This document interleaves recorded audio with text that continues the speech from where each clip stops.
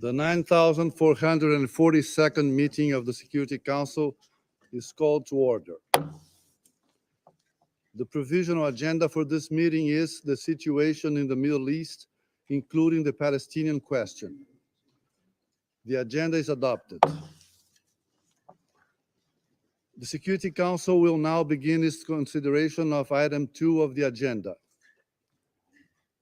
Members of the Council have before them document S/2023/773, the text of a draft resolution submitted by Brazil. The Council is ready to proceed to the vote on the draft resolution before it.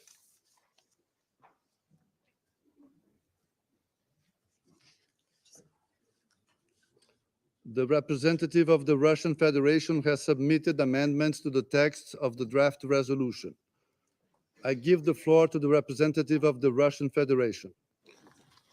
Господин Mr. President, During consultations on the 17th of October, many members of the council sought to dissuade us to vote on our humanitarian depoliticized draft resolution.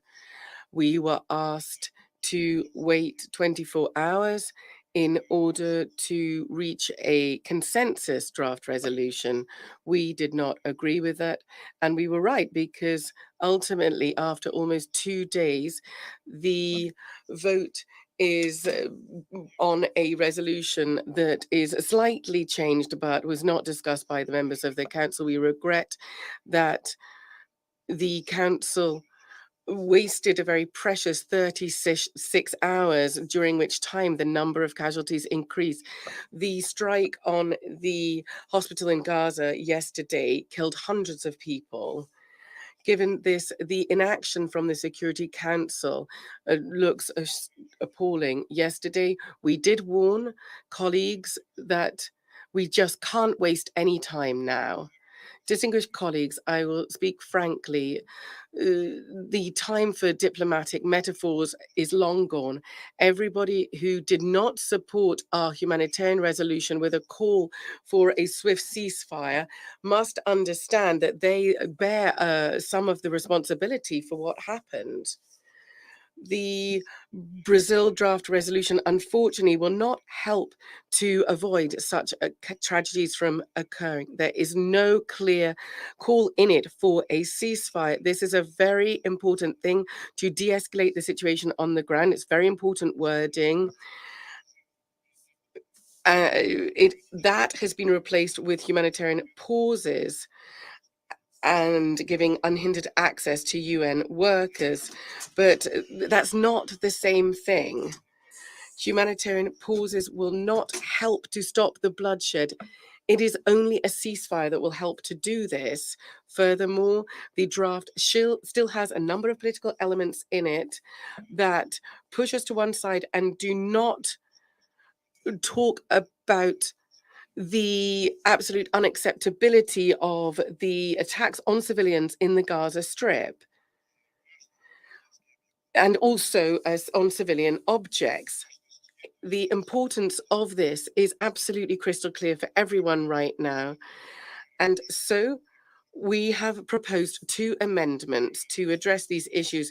The first is an unambiguous call for a stop on the indiscriminate attacks against civilians in the Gaza Strip and on civilian objects, including the attack on the Al Ali hospital, that airstrike, and also the strong condemnation of the imposition of the blockade. The second adds to the OP a new point on the call for an immediate, durable, and fully respected humanitarian ceasefire.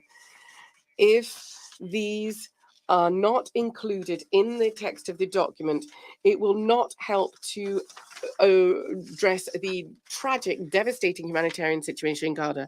Rather, it will just worsen the divide in between members of the committee and will polarize the positions of members of the international community. We would urge members of the council to vote in support of the amendments proposed by Russia. Thank you. I thank the representative of the Russian Federation for their statement. Would any other member wish to take the floor? I see none.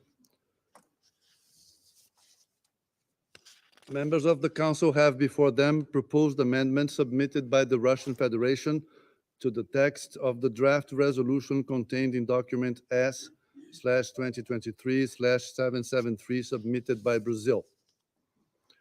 Rule 36 of the Council's Provisional Rules of Procedure states the following. If 2 or more amendments to a motion or draft resolution are proposed, the President shall rule on the order in which they are to be voted upon. Ordinarily, the Security Council shall first vote on the amendment furthest removed in substance from the original proposal, and then on the amendment next furthest removed until all amendments have been put to the vote. But when an amendment adds to or deletes from the text of a motion or draft resolution, that amendment shall be voted on first. Accordingly, I intend to put the proposed amendments to the vote first.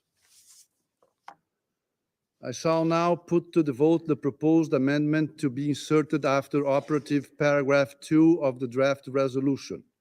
This amendment is contained in document S/2023/775. Will those in favor of the proposed amendment to be inserted after operative paragraph 2 contained in document S/2023/775 please raise their hand?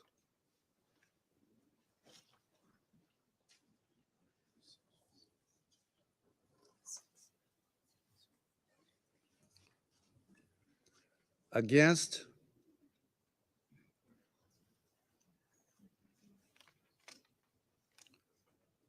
Abstentions?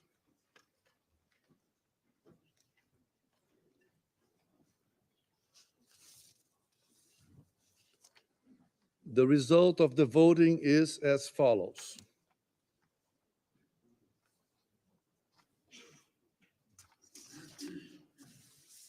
Six votes in favor, 1 vote against, 8 abstentions.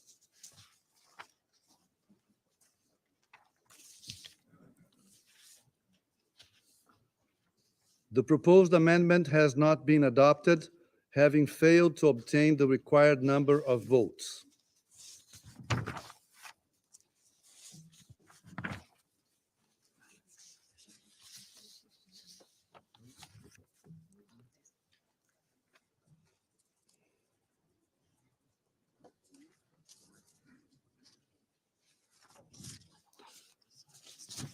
I shall now put to the vote the proposed amendment to be inserted before operative paragraph 1 of the draft resolution.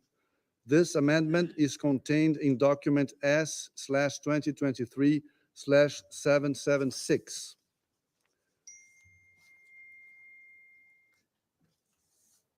Will those in favor of the proposed amendment to be inserted before operative paragraph 1 contained in document S/2023/776 please raise their hand? In favor.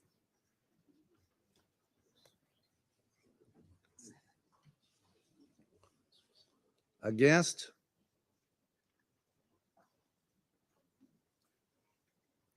Abstentions?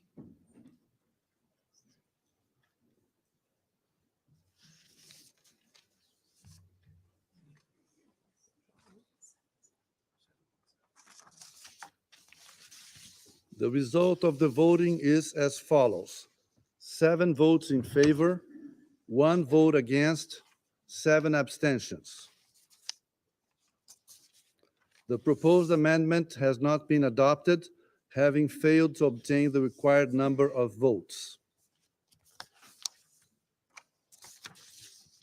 The representative of the Russian Federation has asked for the floor. Господин председатель, уважаемые коллеги. Distinguished Mr. President, distinguished delegates, the vote on the immediate ceasefire and on an unequivocal condemnation of the indiscriminate attack did not get passed. Those delegations who either abstained or voted against essentially were against the cessation of a bloodshed in the Middle East. There can be no other explanations of it. Of course, the colleagues here saying, well, their justification was it was not balanced.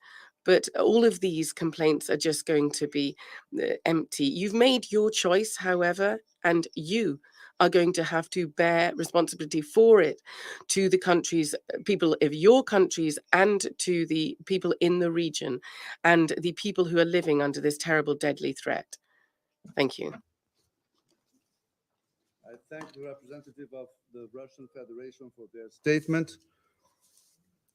It is my understanding that the Council is ready to proceed to the vote on the draft resolution contained in document S/2023/773 submitted by Brazil. I shall put the draft resolution to the vote now. Will those in favor of the draft resolution contained in document S/2023/773 please raise their hand?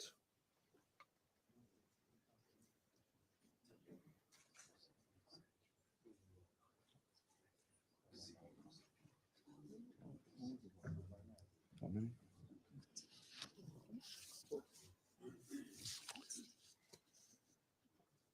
Will those against?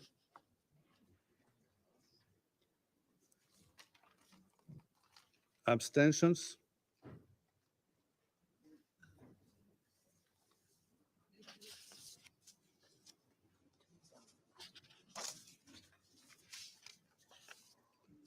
The result of the voting is as follows: 12 votes in favor, 1 vote against, 2 abstentions.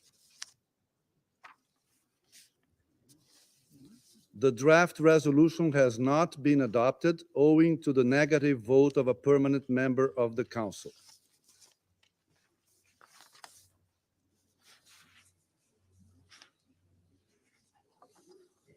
No.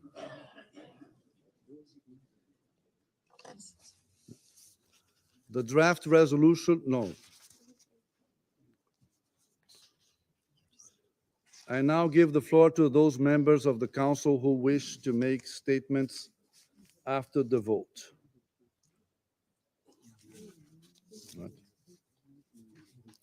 I shall now make a statement in my capacity as the representative of Brazil.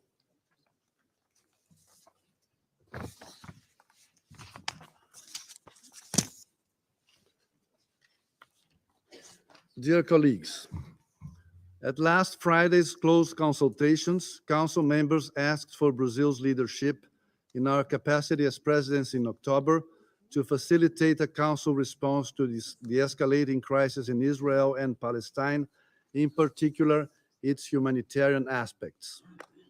We heeded the call with a sense of urgency and responsibility. In our view, the Council had to take action and to do so very quickly.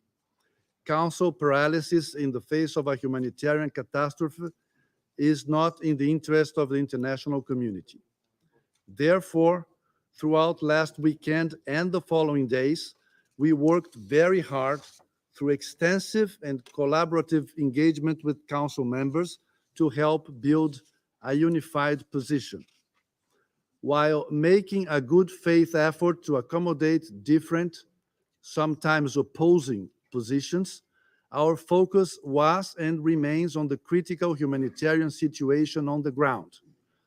Political realism guided us, but our sight was always set on the humanitarian imperative.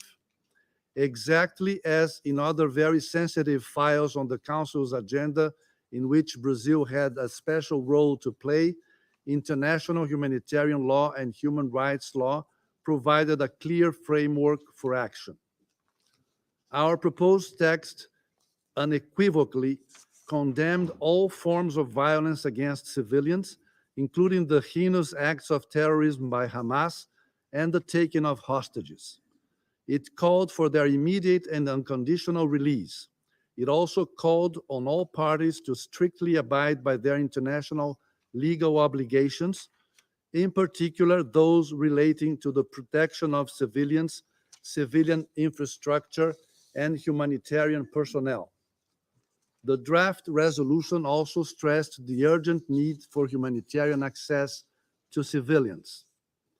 The text incorporated urgent and multiple calls by the UN and many other actors for humanitarian pauses to allow for the delivery of aid and the voluntary safe passage of civilians. It encouraged the establishment of humanitarian corridors and other mechanisms to facilitate the smooth delivery of aid. The draft further reflected the ethical necessity to provide civilians in Gaza with electricity, water, fuel, food, and medical supplies. The necessity to be protected from forced relocation when the prevailing conditions on the ground do not ensure a safe and secure displacement. Thus, faced with heinous terrorist acts against Israeli civilians, with the forceful reaction to such acts and an ever-growing humanitarian disaster imposed on Gaza, the Council response we proposed was robust and balanced. We are grateful to all Council members who engaged with us since last Friday and demonstrated a sincere and practical commitment to multilateralism. Sadly, very sadly, the Council was yet again unable to adopt a resolution on the Israeli-Palestinian conflict. Again, silence and inaction prevailed, to no one's true long-term interest. While we deeply regret that collective action is made impossible in the Security Council, we do hope that efforts by other actors will yield positive results. They must be prompt, effective, and substantial. Hundreds of thousands of civilians in Gaza cannot wait any longer. Actually, they have waited for far too long, to no avail. I thank you. I resume my function as President of the Council. And I'll give the floor to the Russian Federation. Господин председатель, Mr. President, dear colleagues, we have just been witnesses once again of hypocrisy and the double standards of our American colleagues, not standing in principle in the Security Council. They really did not want to have any solution found here. So because of this, they had to just be very obvious as to what their intentions were before us here all today. Now, I'm not going to waste your time on going on about this. I think it's crystal clear what's happened, but I would just like to talk about what the head of Lockheed Martin, James Head, said yesterday, talking to the American media. He said there's no point in restraining Israel from any military actions. What is the point in the future development of our military industrial complex, which will increase by at least 2% of GDP? There are conflicts which need to be resolved with arms, and we are prepared to conflicts which need to be resolved with arms, and we are prepared to conflicts which need to be resolved with arms, and we are prepared to conflicts which need to be resolved with arms, and we are prepared to conflicts which need to be resolved with arms, and we are prepared to conflicts which need to be resolved with arms, and we are prepared to conflict. And I give the floor to the representative of the United States. Thank you, Mr. President. Colleagues, as we meet, President Biden is in the region. His trip is a clear demonstration of the fact that the United States is actively engaging at the highest levels to secure the release of hostages, to prevent the conflict from spreading, to stress the need to protect civilian lives, to address the humanitarian crisis facing Palestinians in Gaza, and to demonstrate to the Israeli people that the United States stands with them in their time of sorrow and need. We are on the ground doing the hard work of diplomacy. And while we recognize Brazil's desire to move this text forward, we believe we need to let that diplomacy play out, especially when Secretary General Guterres, President Biden, Secretary Blinken, and regional actors are engaged in intensive dialogue on the very issues we are deliberating on today. Yes, resolutions are engaged in intensive dialogue on the very issues we are deliberating on today. Yes, resolutions are important. And yes, this council must speak out. But the actions we take must be informed by the facts on the ground and support direct diplomacy efforts that can save lives. The Council needs to get this right. Colleagues, the United States is disappointed this resolution made no mention of Israel's rights of self-defense. Like every nation in the world, Israel has the inherent right of self-defense as reflected in Article 51 of the UN Charter.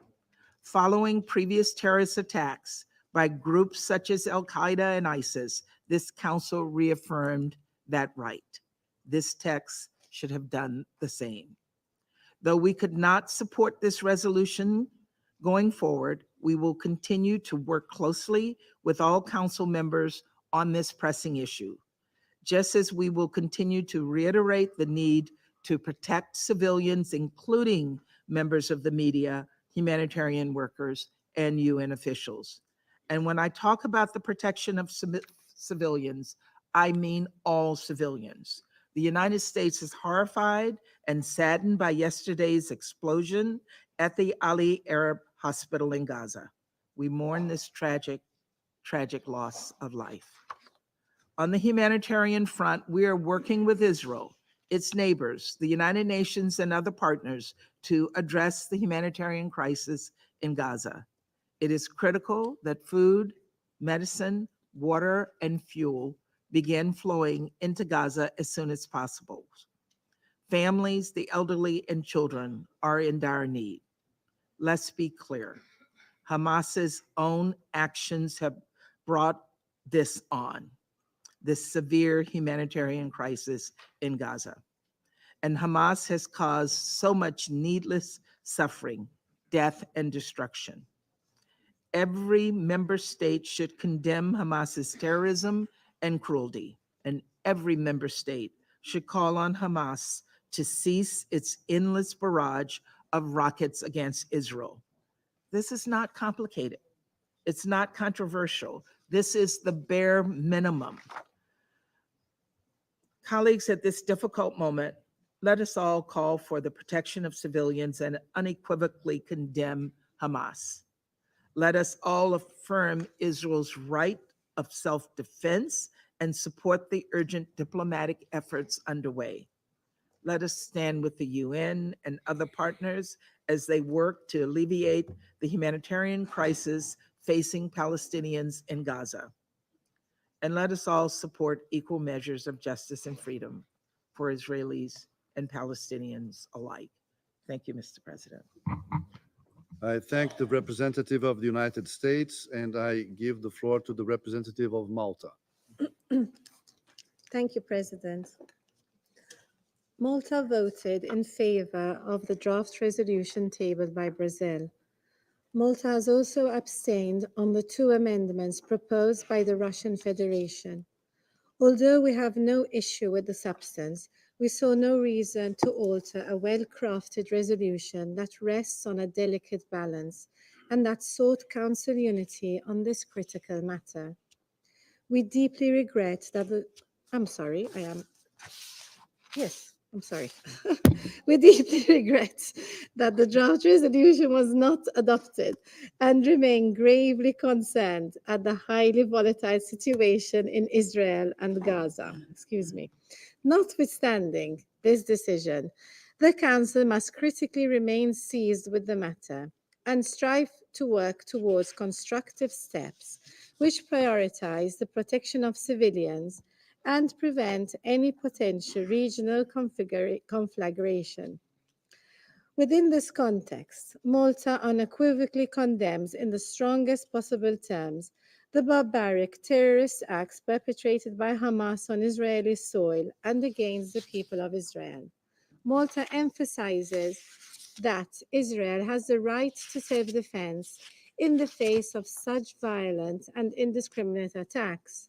It has the right and obligation to protect its territory and its people in line with humanitarian and international law and the principles of distinction and proportionality. We also reiterate our call on Hamas to unconditionally and safely release the hostages immediately. President, We deeply regret that casualties of this war have already included numerous medical, humanitarian, and UN staff.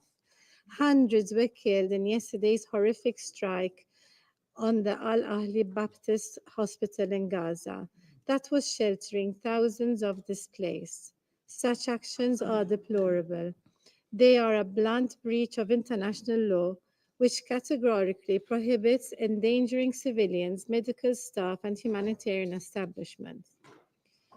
This is the inevitable result of the military operations that are being conducted in Gaza, one of the most densely populated places on earth. Decisions to cut off electricity, water supply, and refuse supplies of aid and fuel are also deeply concerning and are leading to catastrophic results. The evacuation order, which displaced over 1 million people to South Gaza, has had serious humanitarian consequences. Such decisions are inconsistent with international humanitarian law and must be rescinded. Malta also stresses the crucial importance that there be a rapid, unhindered humanitarian access to Gaza and urges the immediate establishment of humanitarian corridors in this regard. At this juncture, the importance of preventing a regional spillover is critical. It is therefore imperative for all parties to exercise maximum restraint and fully comply with the norms of international law.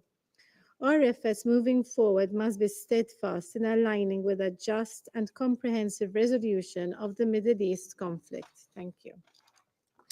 I thank the representative of Malta for their statement, and I now give the floor to the representative of China. 谢谢。 Thank you, Mr. President. Mr. President, the night before last, I already gave a comprehensive account of China's views on the current situation in Palestine and Israel.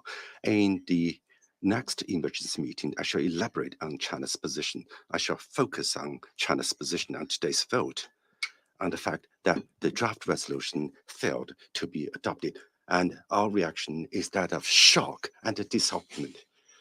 The night before last, the Russian resolution focused on the situation in Palestine and Israel, focusing on the protection of civilians. And that resolution adopted received a lot of support from countries. However, some countries have chosen to cast a negative vote. The reason given at the point was that they were actually more intended to base their positions on the resolution tabled by Brazil, so to get more time to deliberate. The colleagues from Brazil and other colleagues have agreed to that request by postponing the meeting for another 24 hours. And now it's been proposed again to this point. Over the past 40 hours, they have neither commented on nor expressed opposition to the Brazilian draft, and which led us to expect that today, hopefully, they will vote in favor of this resolution, and the Council will be able to adopt the resolution favorably. However, the final result of the vote is nothing short of unbelievable. It is also the belief of China that the Brazilian resolution still has rooms for improvement. It should send a strong message asking for ceasefire and protection of civilians so as to prevent humanitarian catastrophe. Therefore, China has proposed amendments that are intended to improve the draft, while at the same time agreeing with the Russian amendments. On the Russian amendment, the fact that it failed to be adopted, we are simply very disappointed. That being the case, in view of the fact that the situation in Gaza is deteriorating rapidly, what happened yesterday, that is the airstrike on the hospital and things like that, resulted in civilian casualties in the hundreds. Therefore, the Council has to take rapid actions. China condemns strongly the airstrike against hospitals, and we urge Israel to effectively abide by the obligations under the international humanitarian law. We call for ceasefire and protection of civilians so as to prevent further civilian casualties.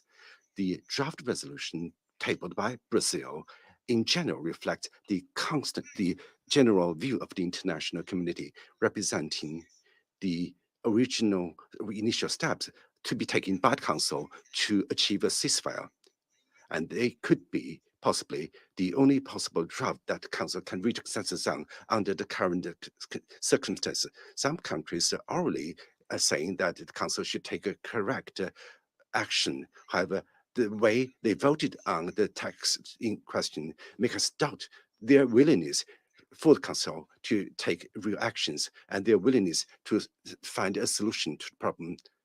In the final analysis, the Council should not stand on its hands. The current situation in Gaza is escalating. More and more civilians are paying the prices with their lives and bearing the brunt of the conflict. And therefore, on the question of ceasefire and cessation of hostilities and protection of civilians, the Council has to effectively shoulder its responsibility and play its due role. Thank you. I thank the representative of China for their statement, and I now give the floor to the representative of Mozambique. Mr. President, Mozambique wishes to commend Brazil and your presidency for the excellent leadership in conducting this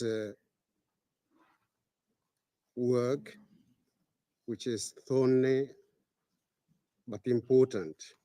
We also thank you for providing the Security Council with a very valuable text. We have voted in favor of the draft resolution.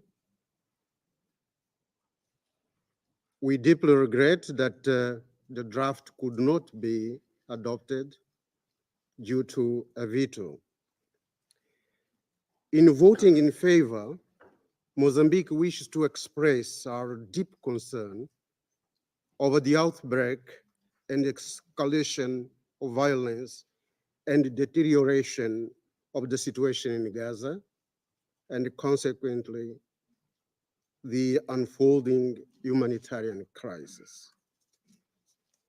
Moreover, we are deeply concerned about the human lives that are being lost on a daily basis since the conflict erupted.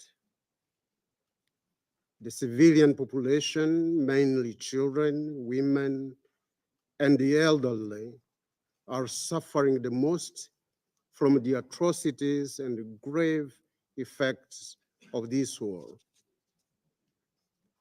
In supporting this resolution, Mozambique associates herself with the collective efforts of this Council aimed at ensuring the protection of civilians and the respect for international human rights law,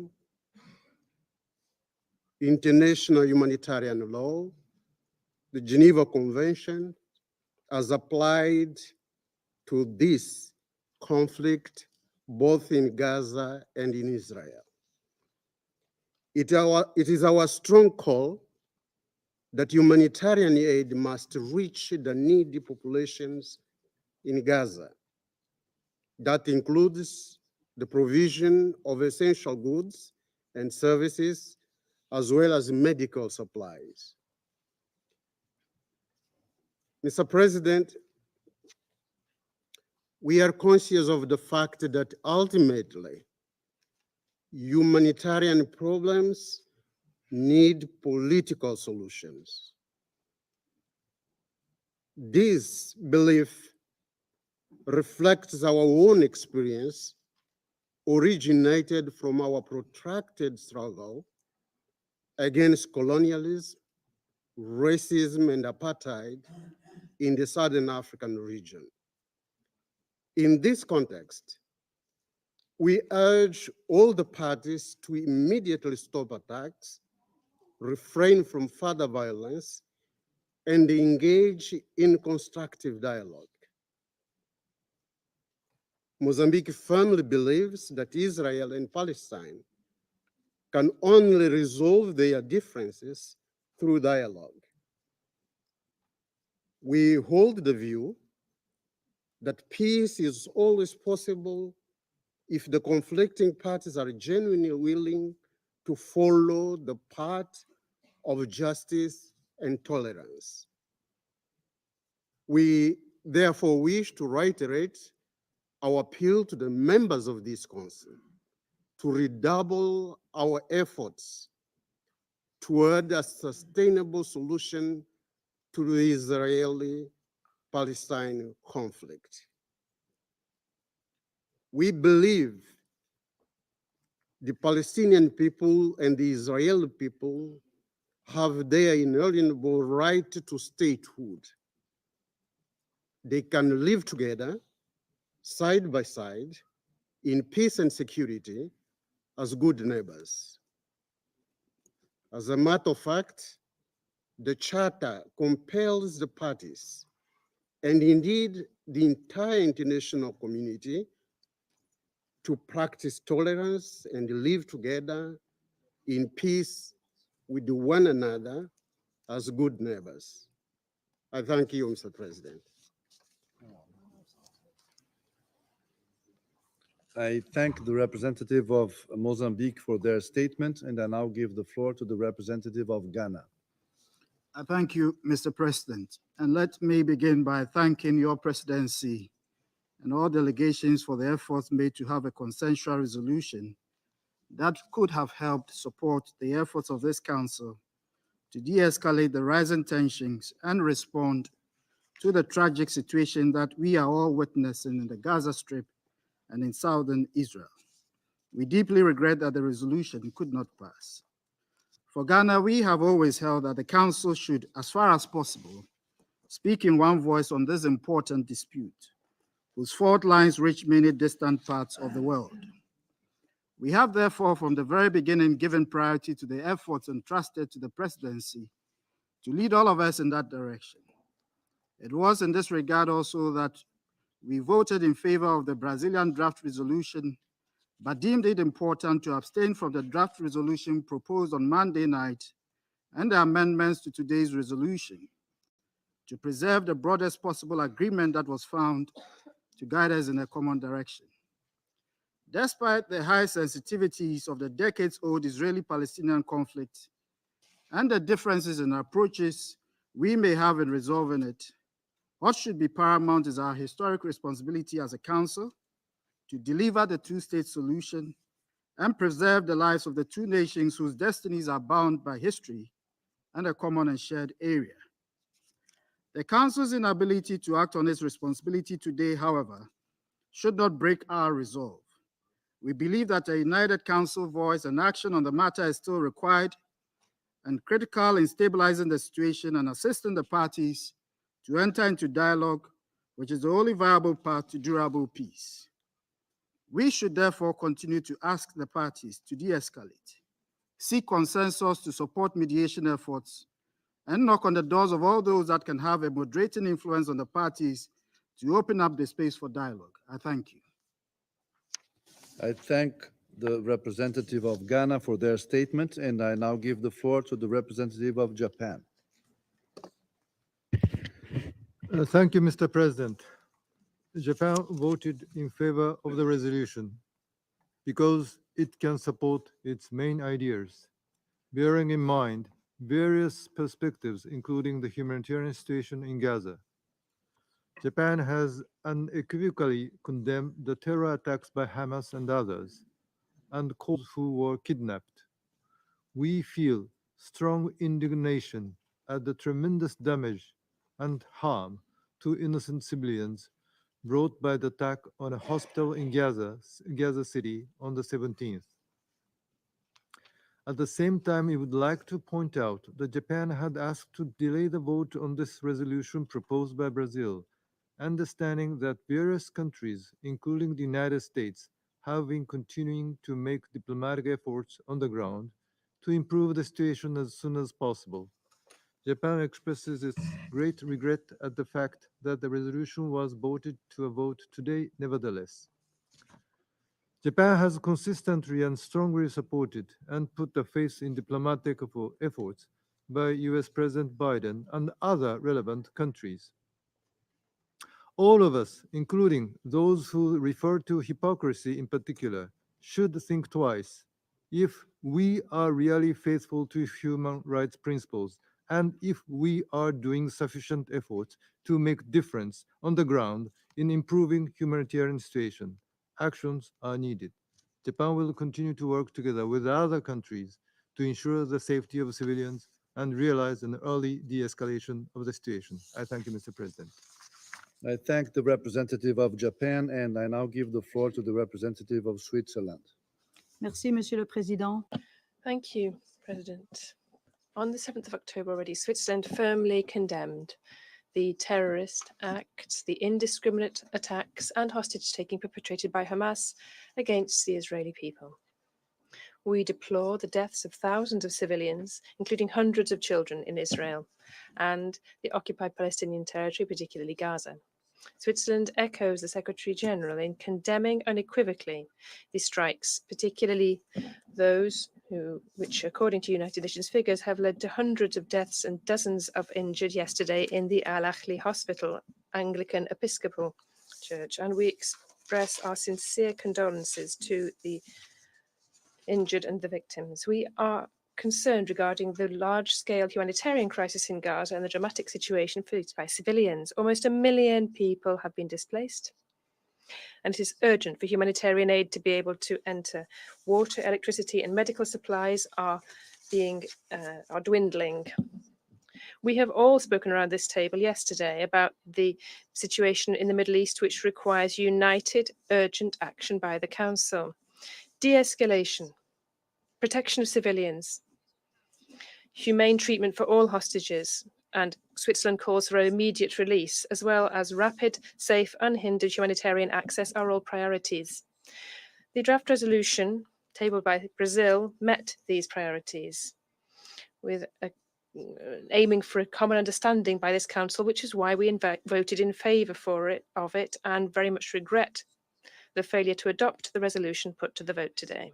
I wish to thank your delegation once again, President, for your sustained commitment. It is regrettable that we have not yet been able to reach consensus on a product showing our unity in the face of this situation. Independently of the adoption of a resolution, all the parties must uphold international humanitarian law, particularly the principles of distinction, proportionality, and precaution, as well as human rights. International humanitarian law takes account of legitimate security and military needs. All of these rules must therefore be respected with no exception. President, Switzerland has deployed every effort to contribute to reaching consensus on a council product in this urgent situation. Along these same lines, we remain at your disposal to support any new initiatives which could result in action by this council. Thank you. I thank the representative of Switzerland for their statement, and I now give the floor to the representative of Gabon. Merci, Monsieur le Président. Thank you, President. This morning, this council is seeing its credibility put to the test, given the scope of the deadly violence in Israel and Gaza and the extreme gravity of the crisis in the Middle East, whose shockwave is threatening peace and security in the whole of the region and beyond. As a Security Council, our mandate is to halt wars, or failing that, to prevent them and to alleviate the human suffering born of crises. This morning, the Security Council was not equal to this mandate. The rhetoric around this table provided no succor, no help to civilians in Gaza, who are falling in the face of indiscriminate strikes by missiles and rockets, and who are deprived of all means of survival. Once again, politics and geopolitics have paralyzed this council's capacity for action. This council is not reacting in the face of horror and the screams of distress of civilians, in the face of one of the most serious crises in the Middle East, and we are counting the deaths and the destruction whilst remaining powerless. This council has not provided any coherent response to provide a glimmer of hope to the children, the women, the hostages, and the peoples of the world who were watching our deliberations for their survival and for saving them, my country voted in favour of the draft resolution tabled by the Brazilian presidency and the 2 amendments proposed, because it is crucial and urgent to act, having issued strong condemnations of the barbaric attacks against Israel on the 7th of October last, and recognised Israel's right to legitimate defence, whilst upholding the principles of proportionality and distinction with regard to combatants and civilians. We firmly believe that given the magnitude of the deadly violence, which over a few days has caused thousands of deaths and immeasurable humanitarian distress, we must call for an immediate cessation of hostilities and the opening of humanitarian corridors to alleviate the suffering of civilians. Our position has been clear since the first Council meeting. Hostage taking is unacceptable and unjustifiable and indefensible, and we reiterate the hostages must be released with no conditions, no blackmail. We regret the fact that the Council was unable to overcome its divisions. We must certainly show greater responsibility so as to find a solution to the crisis in the Middle East, whose chronic nature questions our credibility and tarnishes our reputation. For Gabon, the 2-state solution is the only credible alternative. We can and must achieve this through diplomacy, good faith negotiation, and overcoming fears and self-interest, which are distancing us from our collective responsibility of maintaining peace and security in the region and beyond. Thank you. I thank the representative of Gabon for their statement, and I now give the floor to the representative of the United Kingdom. Thank you, President. And let me start by thanking you for your good faith efforts to negotiate this resolution. The draft resolution on which we have just voted rightly condemns the appalling Hamas terrorist attacks on Israel on the 7th of October. It also makes clear that all actions need to be taken in line with international humanitarian law. It stresses the importance of ensuring humanitarian access and protecting civilians, and emphasizes this Council's shared priority of preventing regional escalation of the conflict. We welcome and support the draft resolution's attempts to set out the Council's view on these critical points. But the draft resolution needed to be clearer on Israel's inherent right to self-defense in line with the UN Charter after Hamas attacks killed over 1,400 people and took almost 200 people hostage. The draft resolution also ignored the fact that Hamas are using innocent Palestinian civilians as human shields. They have embedded themselves in civilian communities and made the Palestinian people their victims too. For these reasons, the United Kingdom abstained on this resolution. My Prime Minister has been clear that the UK stands with Israel in the face of these atrocities. We support Israel's right to defend itself against Hamas, take back the hostages, deter further incursions, and strengthen its security for the long term.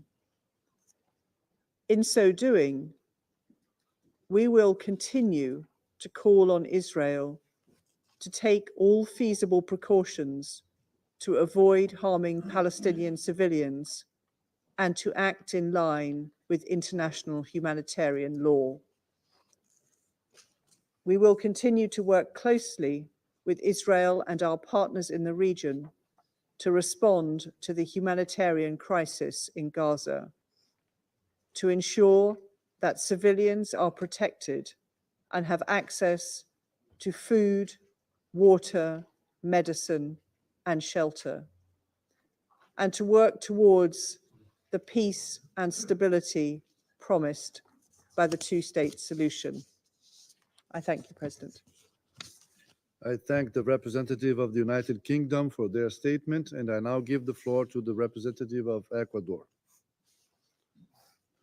Señor presidente, President, we voted in favor of the draft tabled by the Brazilian presidency,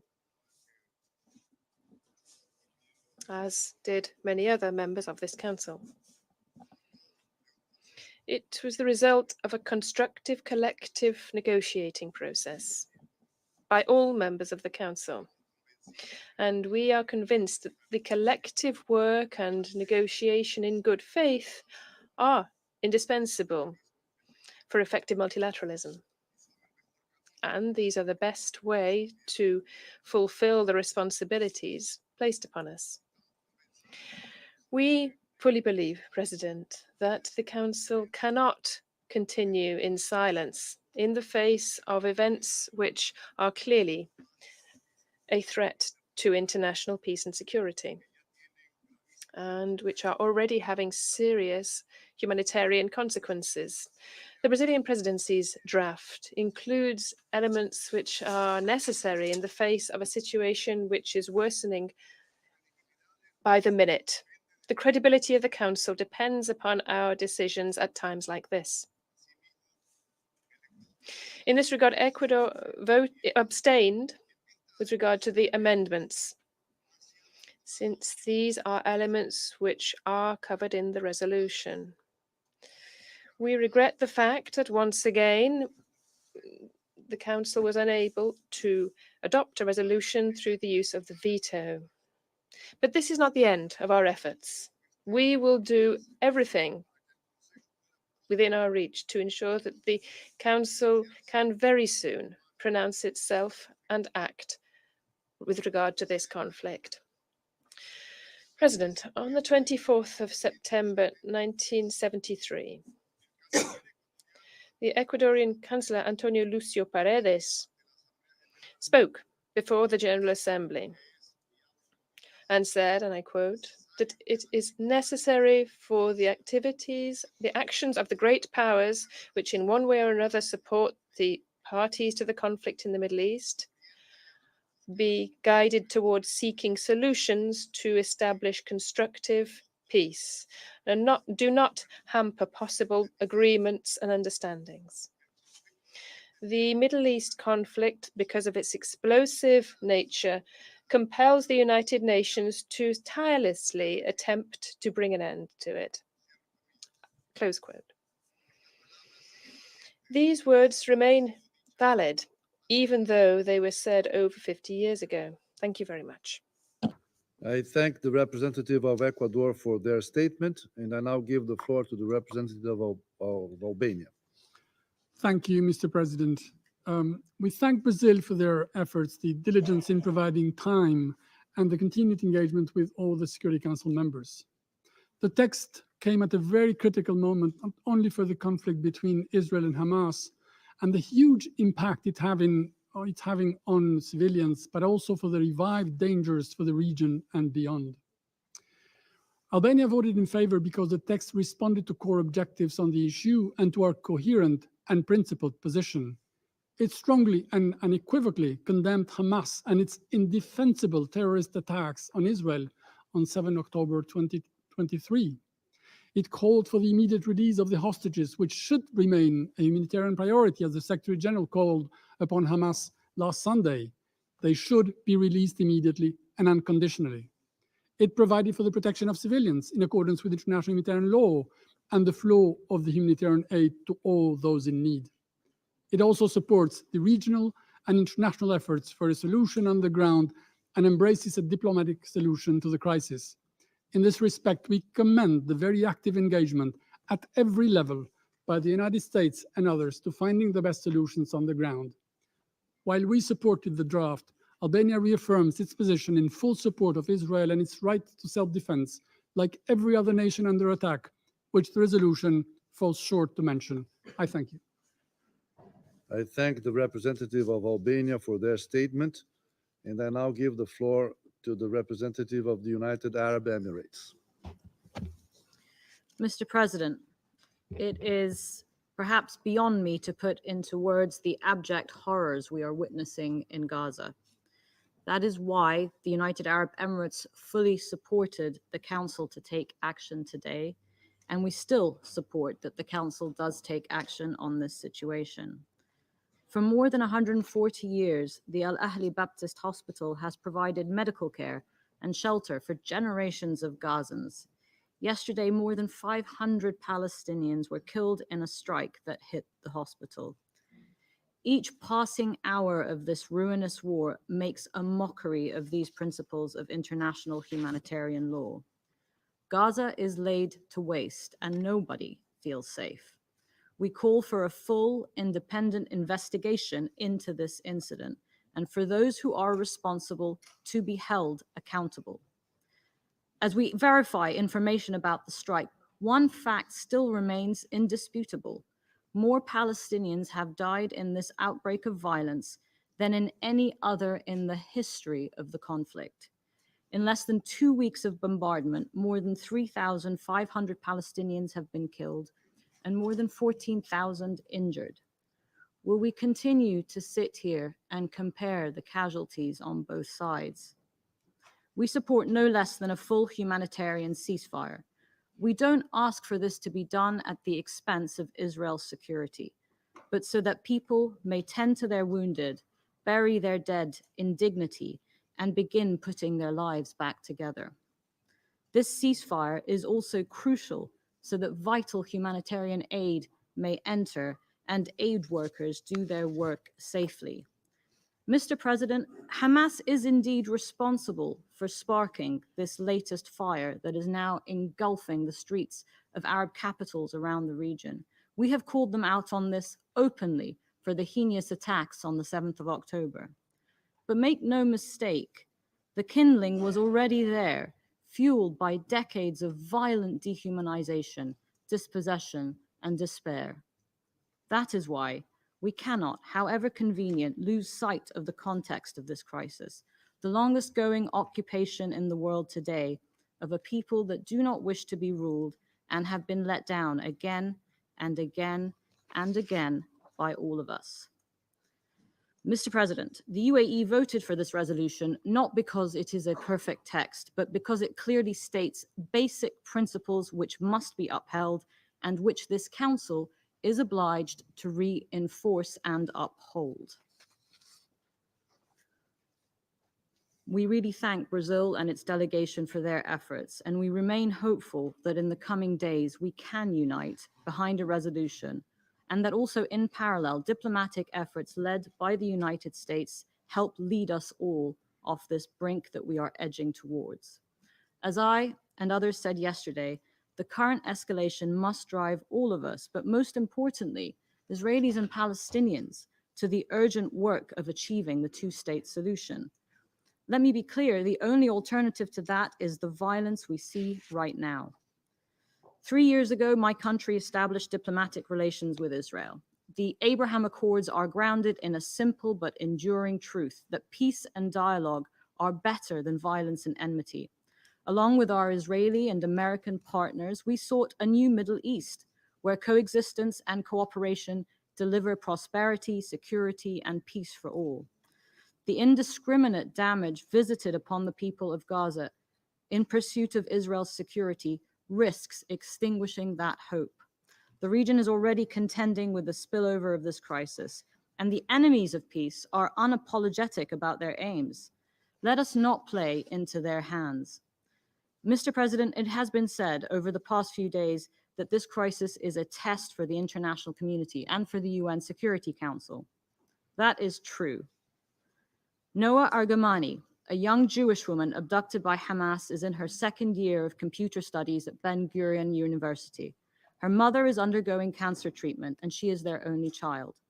In a conversation with a journalist about the horror inflicted on this family, Yaakov recalled that in Gaza, too, families are mourning their children. He described Israelis and Palestinians as two nations with one father, and added that we can reach true peace, and I'm praying for this to happen. Amen to the hostages' return. 22-year-old Dunya Abu Rahma, an architectural student in Gaza, is one of the thousands of civilians today fleeing south. Last night, she told CNN that up until recently, all she had been thinking about was her graduation project. Now all she thinks about is how to be safe. The test, colleagues, is whether or not we sustain that hope for peace that shines even through a parent's unspeakable anguish and a child's aspiration to just be normal like the rest of us. We cannot doom millions of people to misery because diplomacy is hard. We must keep trying again and again and again. We must recognize that by continuing to fail to respond to the Palestinian people's legitimate aspirations for a country in their homeland, we fuel this unrelenting cycle of violence and hatred. Let us not fail this test for the sake of Israelis, for the sake of Palestinians, and for the sake of all peoples of the Middle East. Thank you. I thank the representative of the United Arab Emirates for their statement. There are no more names inscribed on the list of speakers. The meeting is adjourned.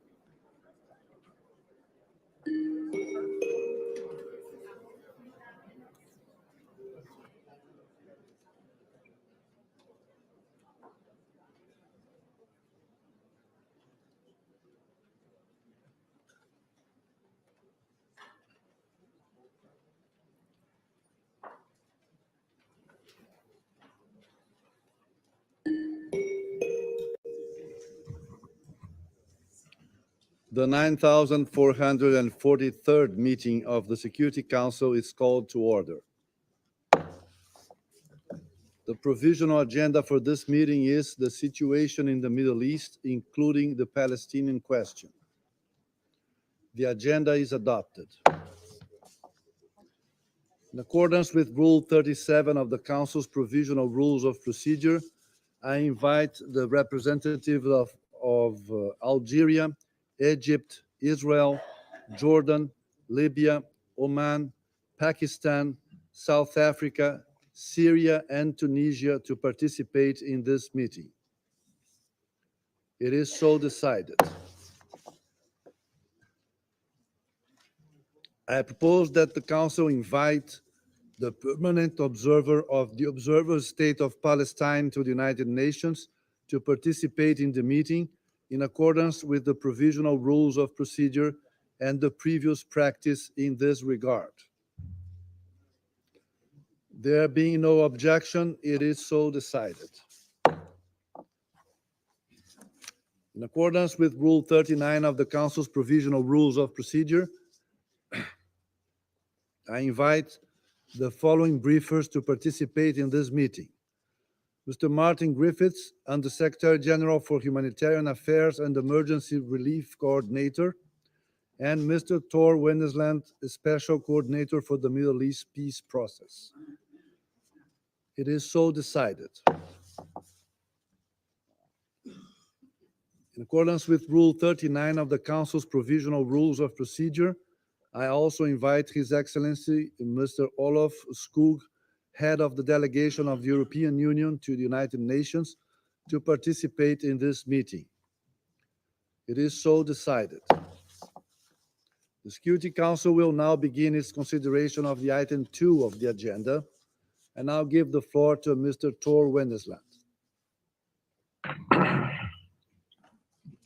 Mr. President, members of the Council, the Secretary General and I have briefed this Council extensively in private over the last days on details of the horrific and unprecedented events that have been unfolding, relaying our utter condemnation, shock, and regret. I will not repeat my briefings here today, noting that I will report on the situation next week during my regular monthly briefing. My colleague Martin will brief you on the humanitarian situation. Today, I want to update you on where we are on my efforts over the last days to find a way to bring the end to hostilities and spare lives of civilians. I have to be very honest here and now and say that this is one of the most difficult moments facing the Israeli and Palestinian people in the last 75 years. The massacre and despicable acts of violence and terror perpetrated by Hamas against Israelis on 7 October are seared into our collective memories. Whole families killed, women and children abducted to the Strip and held up until this day. There is no justification or excuse of such an act of terror, and I condemn them unequivocally. We are facing a devastating and clearly difficult challenge for the region and for the international community. It comes at a moment when the global institutions will need to respond to such act and crisis. They are already overstretched. We are in a war, and wars are filled with horrific scenes of violence and tragedy. Last night, I watched in horror and in real time, as I was sure we all did, as reports of mass casualties emerged from what should be a protected site, shielded from danger, a place of healing. Hundreds of Palestinians were killed, patients, and those seeking shelter when Al-Ahli hospital in Gaza City was struck by lethal fire. The circumstances of this catastrophe and responsibility still needs to be clarified. And we will need a fact-based fully investigation and broad investigation. But the result of all this is very clear, Mr. President.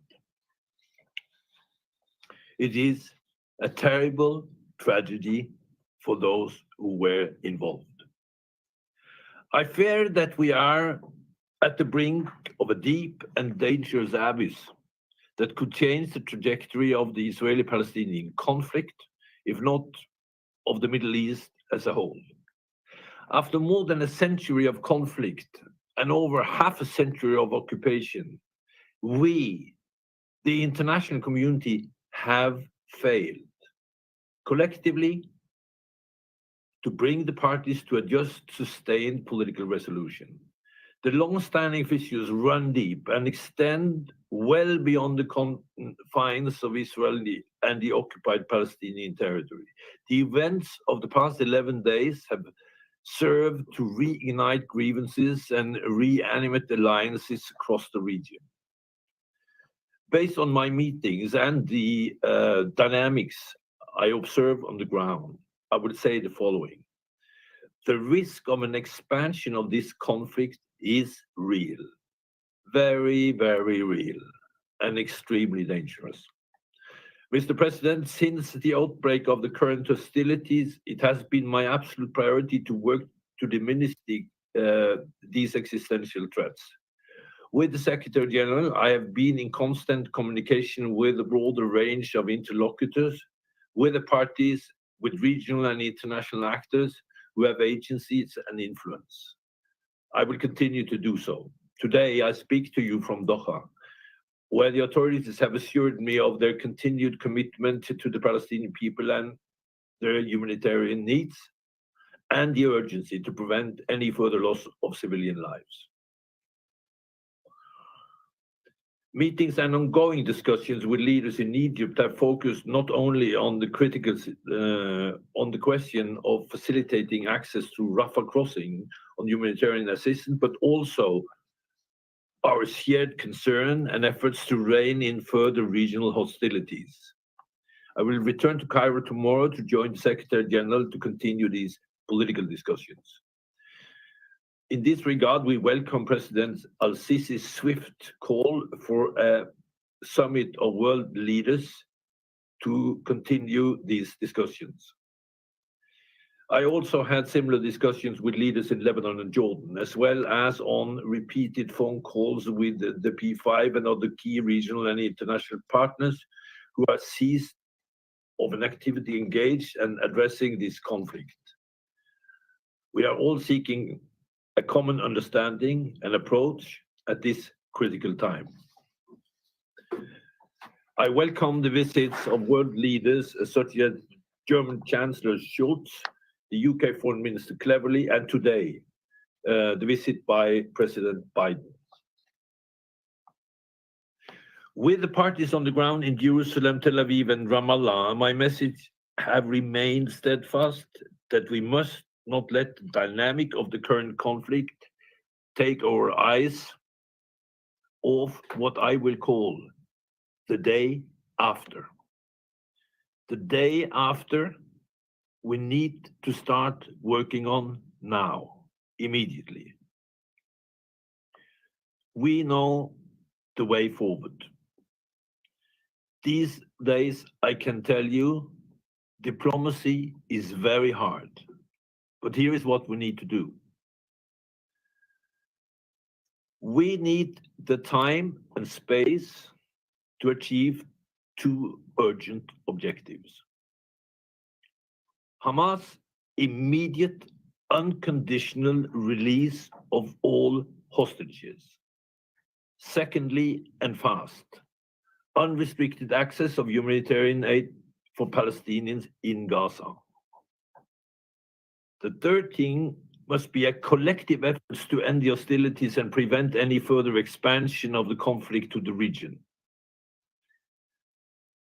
Regarding West Bank and Lebanon, there should be no miscalculation, no provocation, and no step that closes the door for our current efforts. The step beyond must be down the path towards the political solution. Ultimately, the only way to bring the end to the bloodletting and prevent any recurrence of the and to pave a way forward, a long-term political solution is needed in line with UN resolutions, international law, and previous agreements.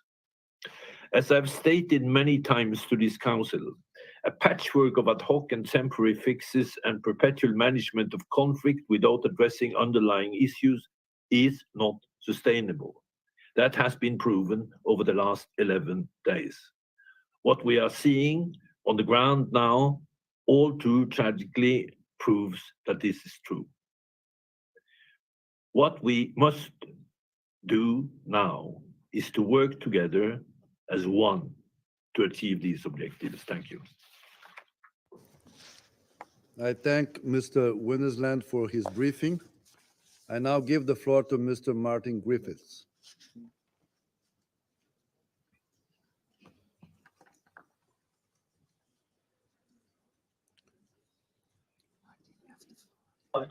Martin, you have the floor. We can't hear you.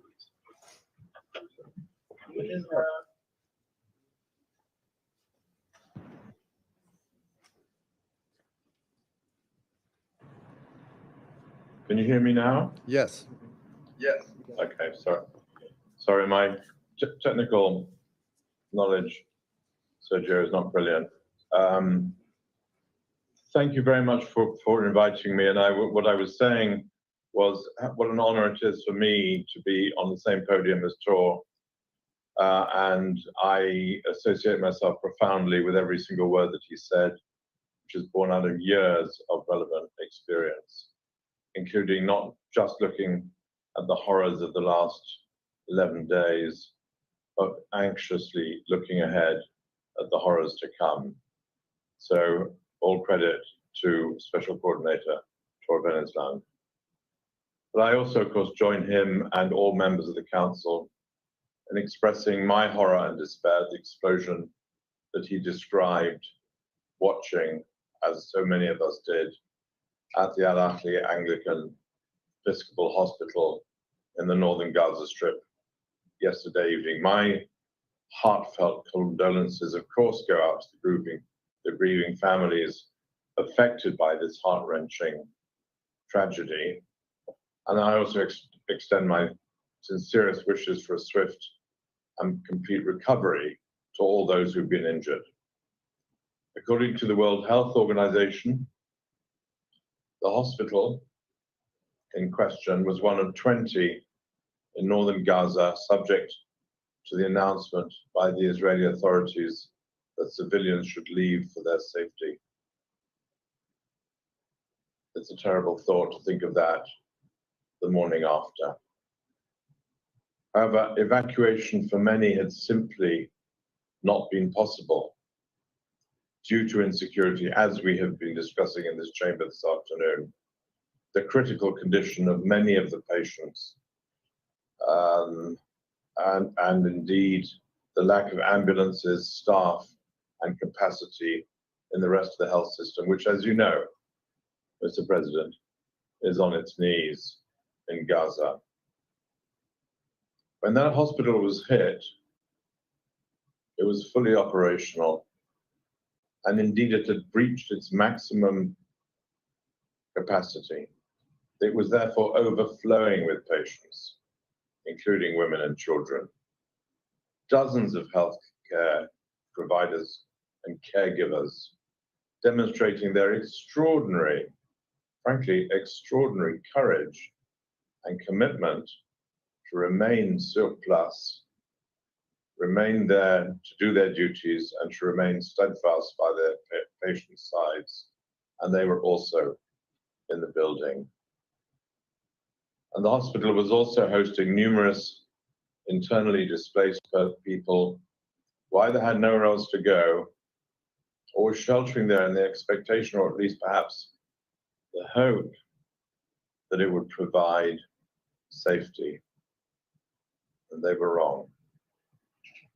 So far, reports indicate hundreds of fatalities, hundreds of civilians and healthcare workers, and I associate myself with Tor's call for a fact-based inquiry to find out how this happened.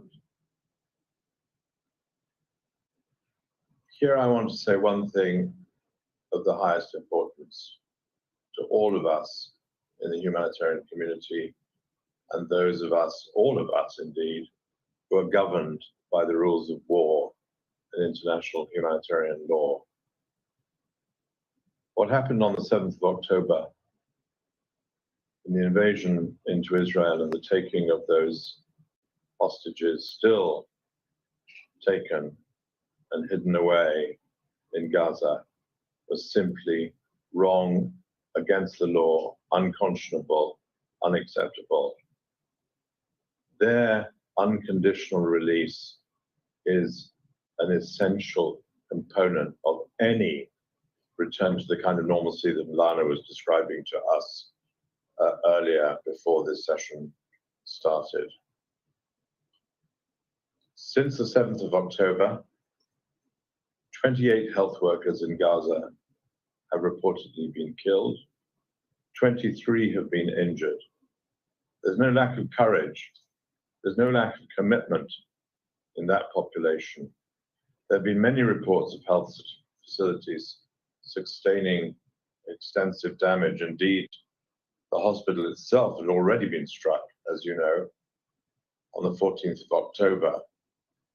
Gaza's health services, as I've been hearing here in Cairo these last day or two, are being overwhelmed by the extreme challenge of meeting the healthcare needs of the rising number of wounded patients, all the while facing significant shortages of medical supplies, water, and fuel. And the destruction of that hospital yesterday heaped further pressure on this crumbling, this failing, this sad healthcare system. Not only were the victims rushed to Shifa Hospital, one of the many other hospitals in Gaza on the verge of collapse, but it also now deprives Gaza of a facility that cared for more than 45,000 patients a year before the current hostilities. So I am compelled to reiterate, and this will not surprise anybody, as everyone else has done on many occasions in this council, that under international humanitarian law, there are simple requirements. There are simple rules of war which are applied to all of us, whatever the provocation, and God knows there has been provocation. Parties to armed conflict must protect civilians and civilian objects, take constant care to spare them from any attack. We have discussed this in almost every other conflict in this chamber around the world. This one is no different.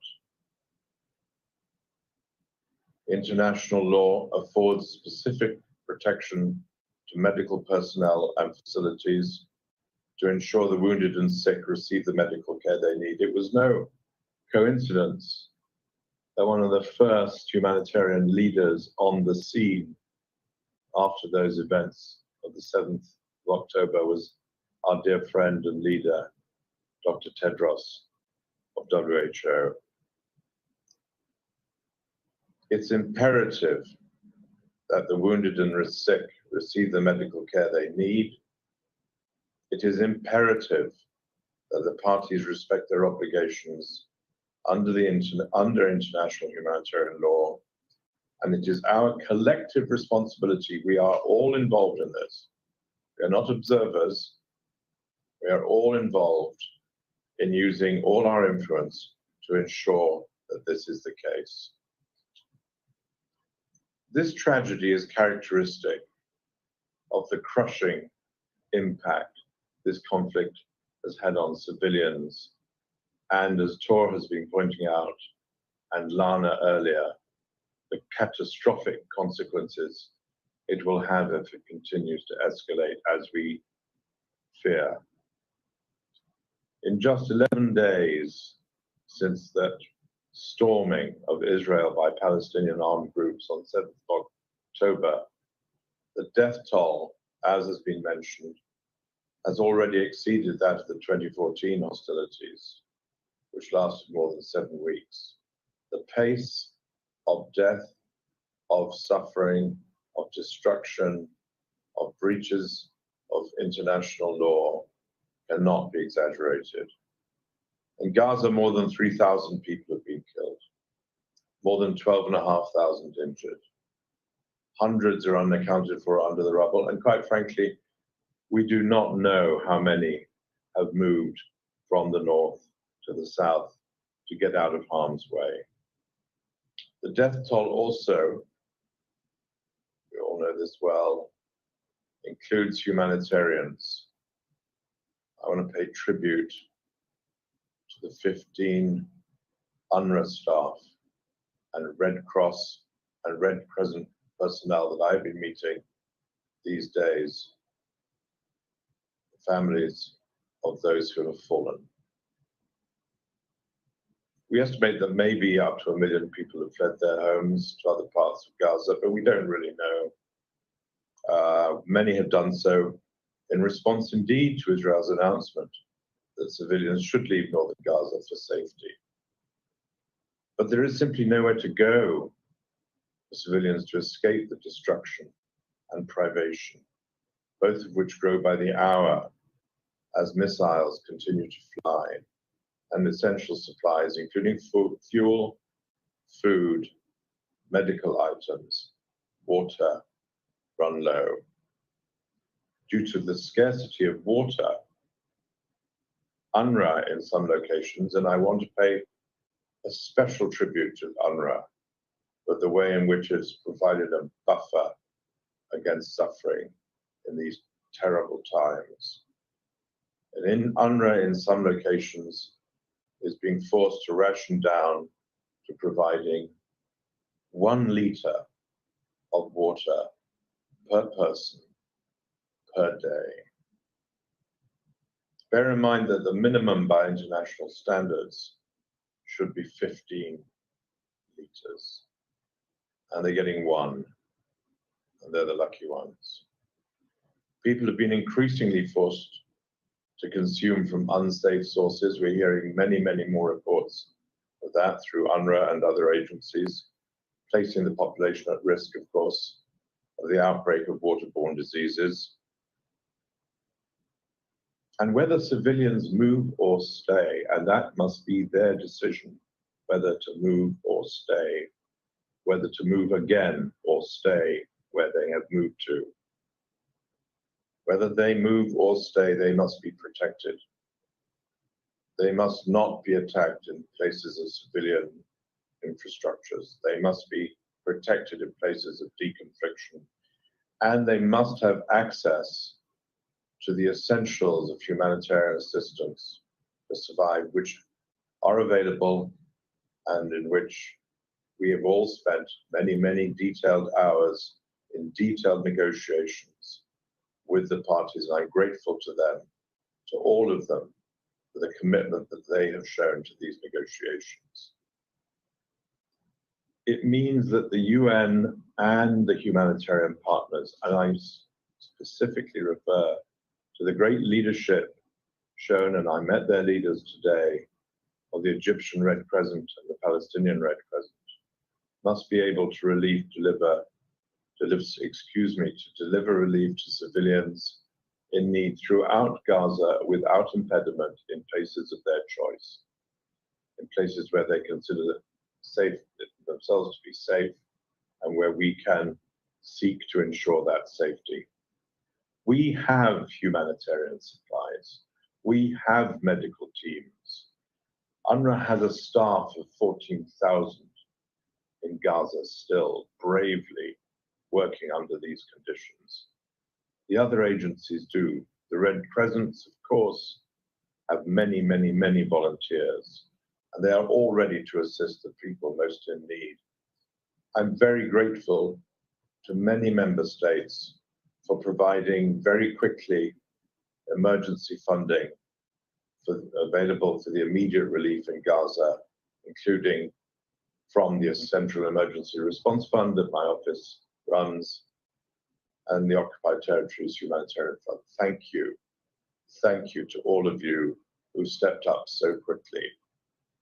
What we don't have, however, we have a lot, but what we don't have, and it's the killer, and what we desperately need is immediate safe humanitarian access across all of Gaza.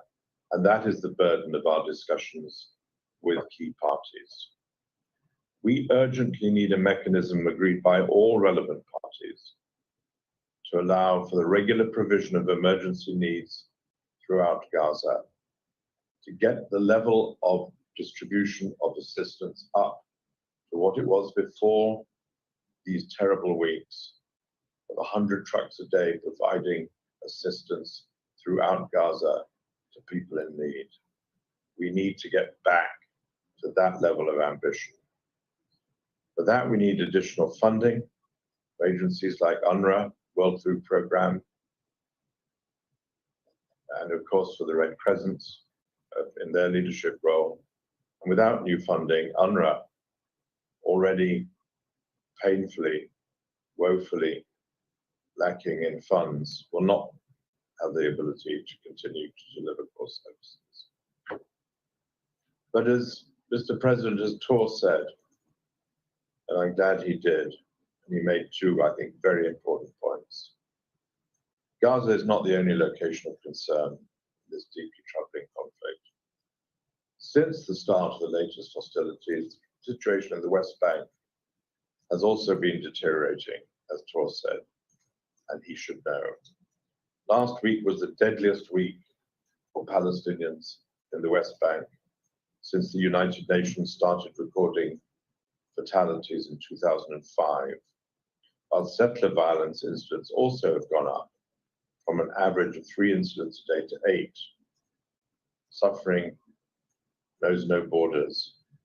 Widespread closures throughout the West Bank are impacting the ability of communities to access essential services, and there is a real risk of the situation spiraling out of control. What the people of Israel, Palestine, the region need, what we all need, what this council's mandate is in existence to secure, is the sanity and humanitarian to prevail, drawing on the provisions of international humanitarian law for urgent efforts, this was Tor's second point, to arrest any further descent in this brutal calamity. Lana said it very eloquently, the worry that I suppose many of us have, where will this lead us? Where will this lead us when the fighting has taken place? Of course, we implore the parties to respect international humanitarian law. And by the way, I want to be very clear, a humanitarian ceasefire would go a long way to easing the epic human suffering. Finally, Mr. President, I know I've gone on too long. I want to conclude by expressing my deepest admiration, gratitude, and comity for the extraordinary people who are delivering life-saving and humanitarian services in Gaza, in the West Bank, as they do in so many other parts of the world. Many of whom are displaced, many have lost loved ones, many of our staff in all our agencies have had that kind of suffering. The dedication and bravery of ambulance crews, healthcare professionals, people working in hospitals and clinics, actually is a reminder of the fundamentals of humanity which drive our efforts to resolve these differences, to resolve them through diplomacy, through dialogue, through kindness, through generosity, and through accountability. I also want to express my profound personal gratitude. I have said it also already for Tor, but also to my colleague and his colleague, our Deputy Special Coordinator, Resident and Humanitarian Coordinator, somebody with a title as long as mine, Lynn Hastings, and the humanitarians were demonstrating unwavering commitment providing essential assistance and relief. Their collective efforts, their unstinting focus on key priorities which are based on operational needs, exemplifies not just the United Nations' enduring commitment to extending hope and support, but exemplifies the commitment of the humanitarian community and its supporters, all of whom are in this room, to do the job that they have decided and resolved to choose for their lives. Sergio, Mr. President, thank you very much. I thank Mr. Griffiths for his briefing. I now give the floor to the members of the Security Council. I give the floor to the representative of the Russian Federation. Mr. President, colleagues, along with the delegations of the UAE and China, we initiated today's Emergency Security Council meeting given the tragic events in the Gaza Strip. Yesterday, as a result of airstrikes, the Ali Akha hospital was destroyed in the area of Gaza City. We are deeply shocked by what occurred. The Anglican Church Hospital was one of the 20 in northern Gaza that received evacuation notices from the Israeli military. However, it was impossible to meet that requirement, and Martin Griffiths already said that, given the prevailing unstable situation, the critical condition of many patients, and also the shortage of ambulances, staff, stretchers, and alternative accommodation for the displaced persons. The airstrike on the hospital, according to latest reports, caused over 800 deaths and injuries. We are calling for an objective investigation to be carried out and for the perpetrators to be prosecuted.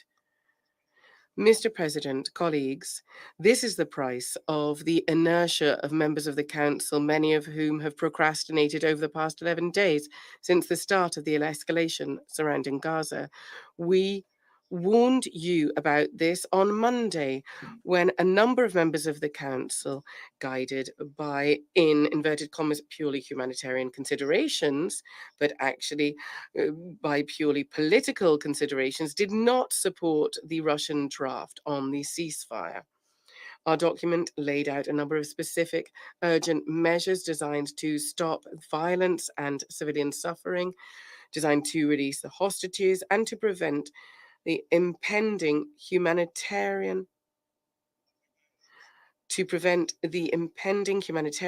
disaster in that part of Palestine and avoid the conflict spilling over into other countries of the region. Given the extremely tense situation, action should have been taken very promptly. This is precisely why our draft did not contain political elements or views or a mention of any party to the conflict that might have complicated reaching agreement on it. Despite this, in full view of the international community, the UN Security Council, the primary body for the maintenance of international peace and security, was not in a position to adopt a decision that could have prevented the humanitarian tragedy in Gaza. The Council did not send a clear, robust collective signal with a call for a swift, lasting, reasonable humanitarian ceasefire. Today, we have seen the terrible fruit of this. Once again, it's become clear that the position of Washington and some other Western capitals did not allow for a natural, logical decision to be taken. This, given the current circumstances, is an absolute key humanitarian imperative, and it is the moral duty of all responsible members of the international community. Furthermore, humanitarian considerations, the norms of international law, and the root causes of why the Palestinian question has not been settled, all things we've repeatedly and insistently stressed over recent years, of course, don't count for them.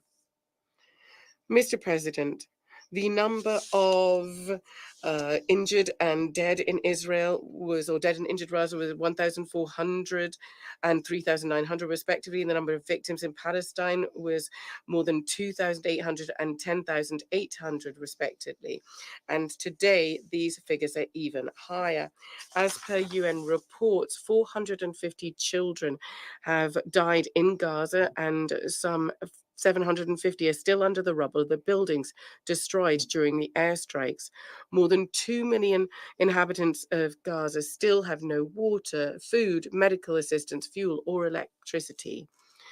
The only border crossing on the border with Egypt, the Rafah crossing, once again is coming under missile fire and has not been opened up for civilian evacuations or the provision of humanitarian goods. De facto, the military blockade of Gaza has held hostage 1,000 Russian citizens and members of their families. Given this very worrying situation, the UN agencies, the WHO, UNICEF, the UNFPA, with one voice condemned the strike on the Al-Ahli hospital and called for a prompt active protection of civilians and medical infrastructure. Yesterday at the briefing on the situation in Gaza, the deputy head of OCHA, Joyce Misuya, noted that the number of victims of the current escalation in the Palestinian-Israeli conflict that has gone on for 11 days has already exceeded the number of victims that were killed during the hostilities in 2014. The path to that ceasefire took some 7 weeks. This cannot fail to horrify us. Humanitarian workers are dying. The number of people forced to leave their homes in Gaza is about 1 million people. The humanitarian blockade of the Palestinian enclave is pushing the entire population to the brink, the population that de facto, right before our eyes, are being sacrificed. Mr. President, we would urge the Israeli side to prioritize international humanitarian law, at the center of which is the lives of Palestinian citizens and critical emergency care and medical facilities. Humanitarian access should be provided without delay.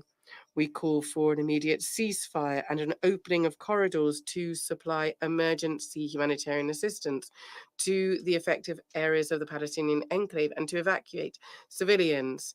An immediate cessation of violence against civilians as well, irrespective of where they live.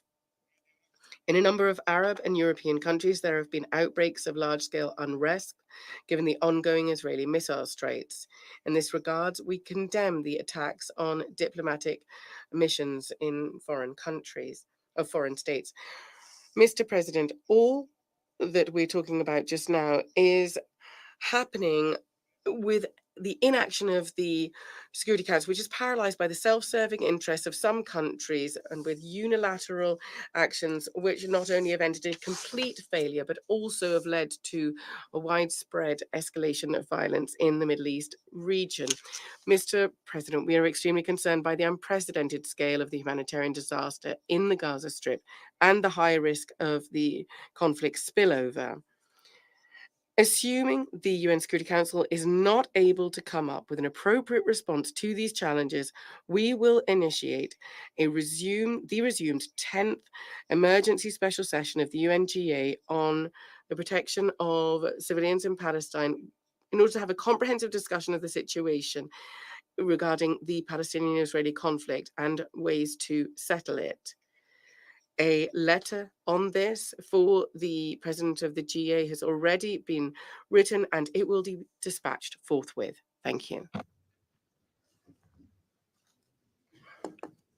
I thank the representative of the Russian Federation for their statement, and I now give the floor to the representative of Gabon. Je remercie le coordinateur I thank Special Coordinator Tor Wennesland and Under Secretary General Martin Griffiths for their briefings. President, the airstrikes which hit the Anglican hospital in Gaza yesterday, claiming hundreds of lives and numerous injured amongst Palestinian civilians, is the reflection of the extreme brutality and gravity of the war between Israel and Hamas. Gabon firmly condemns these strikes and the responsibility for these must be established. We recall also that health units and their personnel must be protected in all circumstances pursuant to international humanitarian law. Since the barbarous, unjustifiable, and unacceptable attacks of Hamas upon Israel on the 7th of October, the indiscriminate deadly violence against civilians has reached unsustainable levels. My country recognizes Israel's right to legitimate defense, which must be exercised whilst upholding the principles of proportionality and distinction between combatants and civilians. 11 days since the outbreak of hostilities, scenes of war marked by indiscriminate shelling are suffused with horror, with dramatic consequences on civilians. The dead and injured are now counted in the thousands. Atrocities against women and children and destruction are all immeasurable. In addition to the cynicism of using human shields, in addition to the rejection of hostage-taking of women and children, we at the moment are seeing millions of people under siege in Gaza, without water, food, gas, or electricity, with death as their only prospect. It is time to bring an end to this deadly cycle of violence and this unbearable human distress. We call for an immediate cessation of hostilities and for the opening of humanitarian corridors to assist civilian populations in need in Gaza. All parties must abide by their obligations pursuant to international humanitarian law and allow for immediate, unhindered humanitarian access to those in need. I take this opportunity to pay tribute to the humanitarian personnel who are carrying out their activities courageously in difficult, hostile conditions at risk of their lives. President, the conflagration of violence between Israel and Hamas is jeopardizing peace, security, and stability in the region and beyond the epicenter. The international community must exhibit greater commitment to prevent and avoid other fronts or poles of violence in the region, which would make the situation still more intractable. Exchanges of fire between Israel and Hezbollah in the south of Lebanon are, in this regard, extremely worrisome.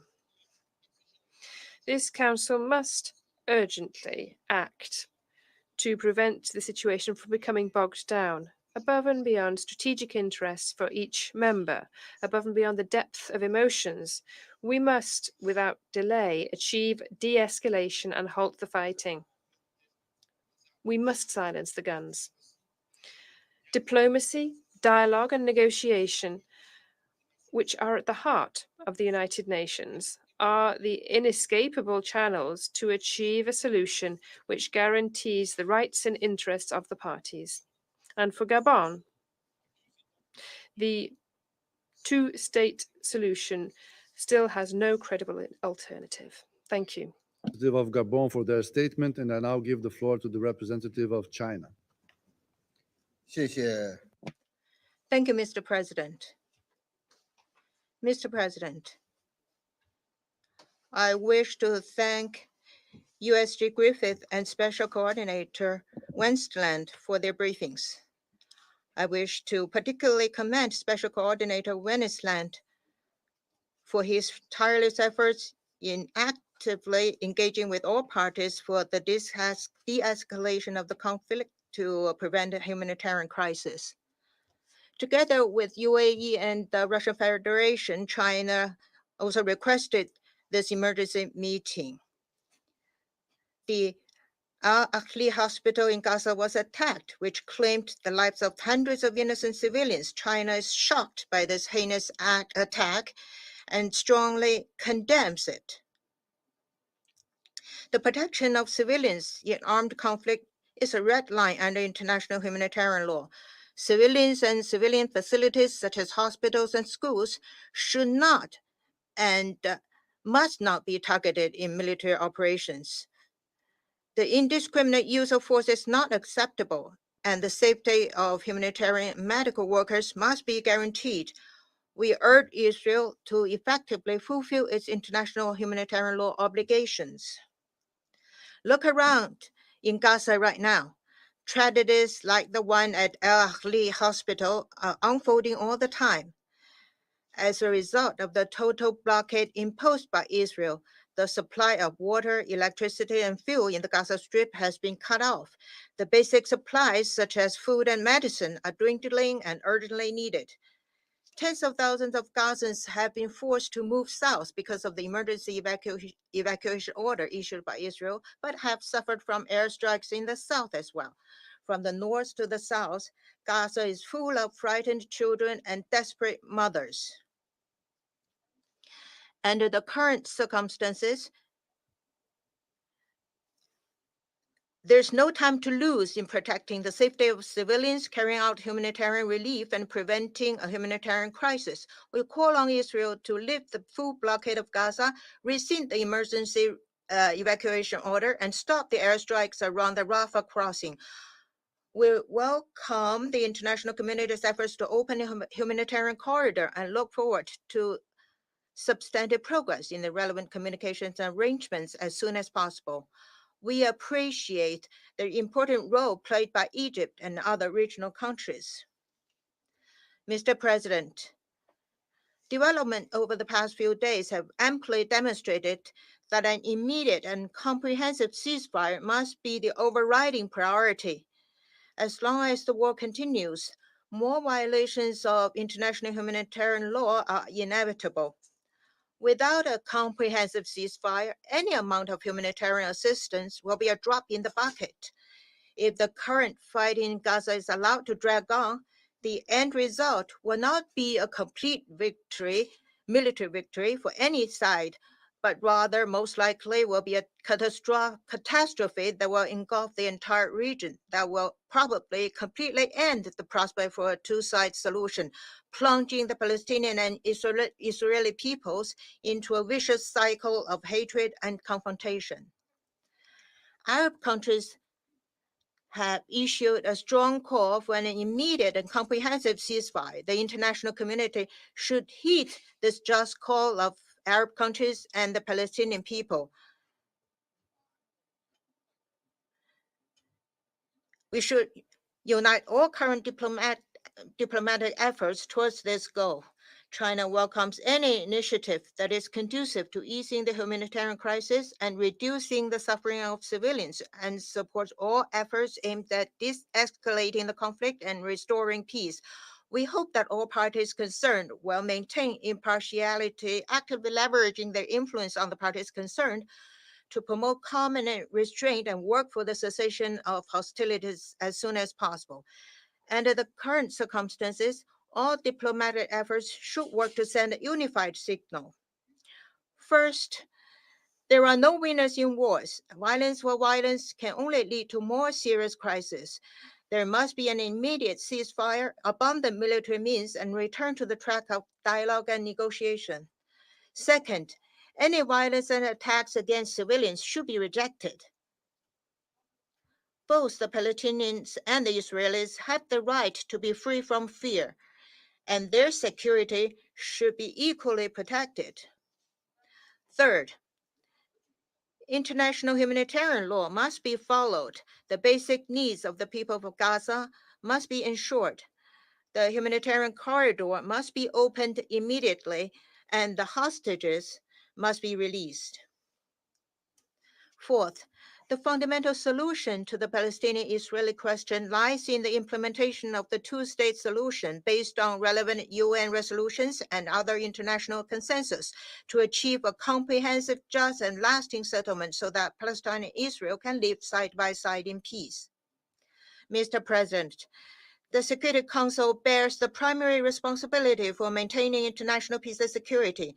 In the face of the continuing spread of conflict and the increasingly imminent humanitarian disaster, the Security Council has no reason to remain silent and no excuse to delay further.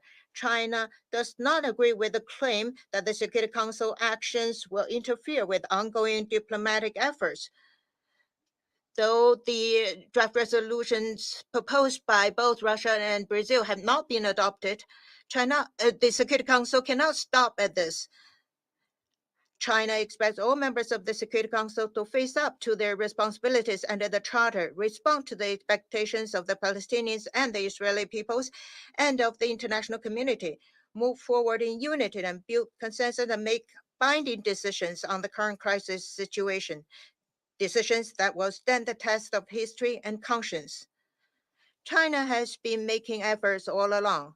We will continue to work with the international community to play a constructive role for the ceasefire and the cessation of hostilities, the protection of civilians, and the prevention of further humanitarian crisis in order to realize a comprehensive, just, and lasting solution to the question of Palestine. Thank you, Mr. President. I thank the representative of China for their statement, and I now give the floor to the representative of Ghana. Thank you, Mr. President. And we have listened carefully to the sobering briefing by Special Coordinator Tor Wennesland and USG Martin Griffiths. We remain deeply concerned by the unfolding developments in the Gaza Strip and Israel. At the outset, whilst reiterating our strong condemnation of the present hostilities initiated by the Hamas militia on the 7th of October 2023, we are profoundly distressed by the attack on the Al-Ali hospital in Gaza that was also sheltering civilians at the time it was hit. We condemn the attack, which adds to the growing frustration and human tragedy of this conflict, and we call for a full and transparent investigation of the incident and the establishment of accountability.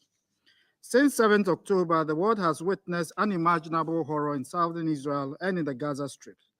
Many lives have been lost and many more will be lost if the fighting does not stop. We deeply regret the high civilian cost arising out of the present hostilities and express our solidarity and sympathies to all the families who have lost loved ones to the violence in both Israel and Palestine. Mr. President, Ghana believes that as a council and at this time, our foremost responsibility alongside that of the wider international community should be saving lives, all lives. In this regard, we call on Hamas to immediately and unconditionally release all hostages and concurrently urge both sides to halt the firing of rockets and missiles. We further urge Israel to restore essential services such as electricity and water supply to Gaza and permit humanitarian access of food and medicines to the vulnerable populations in Gaza. We note the efforts of the United Nations and other humanitarian partners committed to operating in the unfolding difficult circumstances and urge funding for the emerging humanitarian needs and for the flash appeal.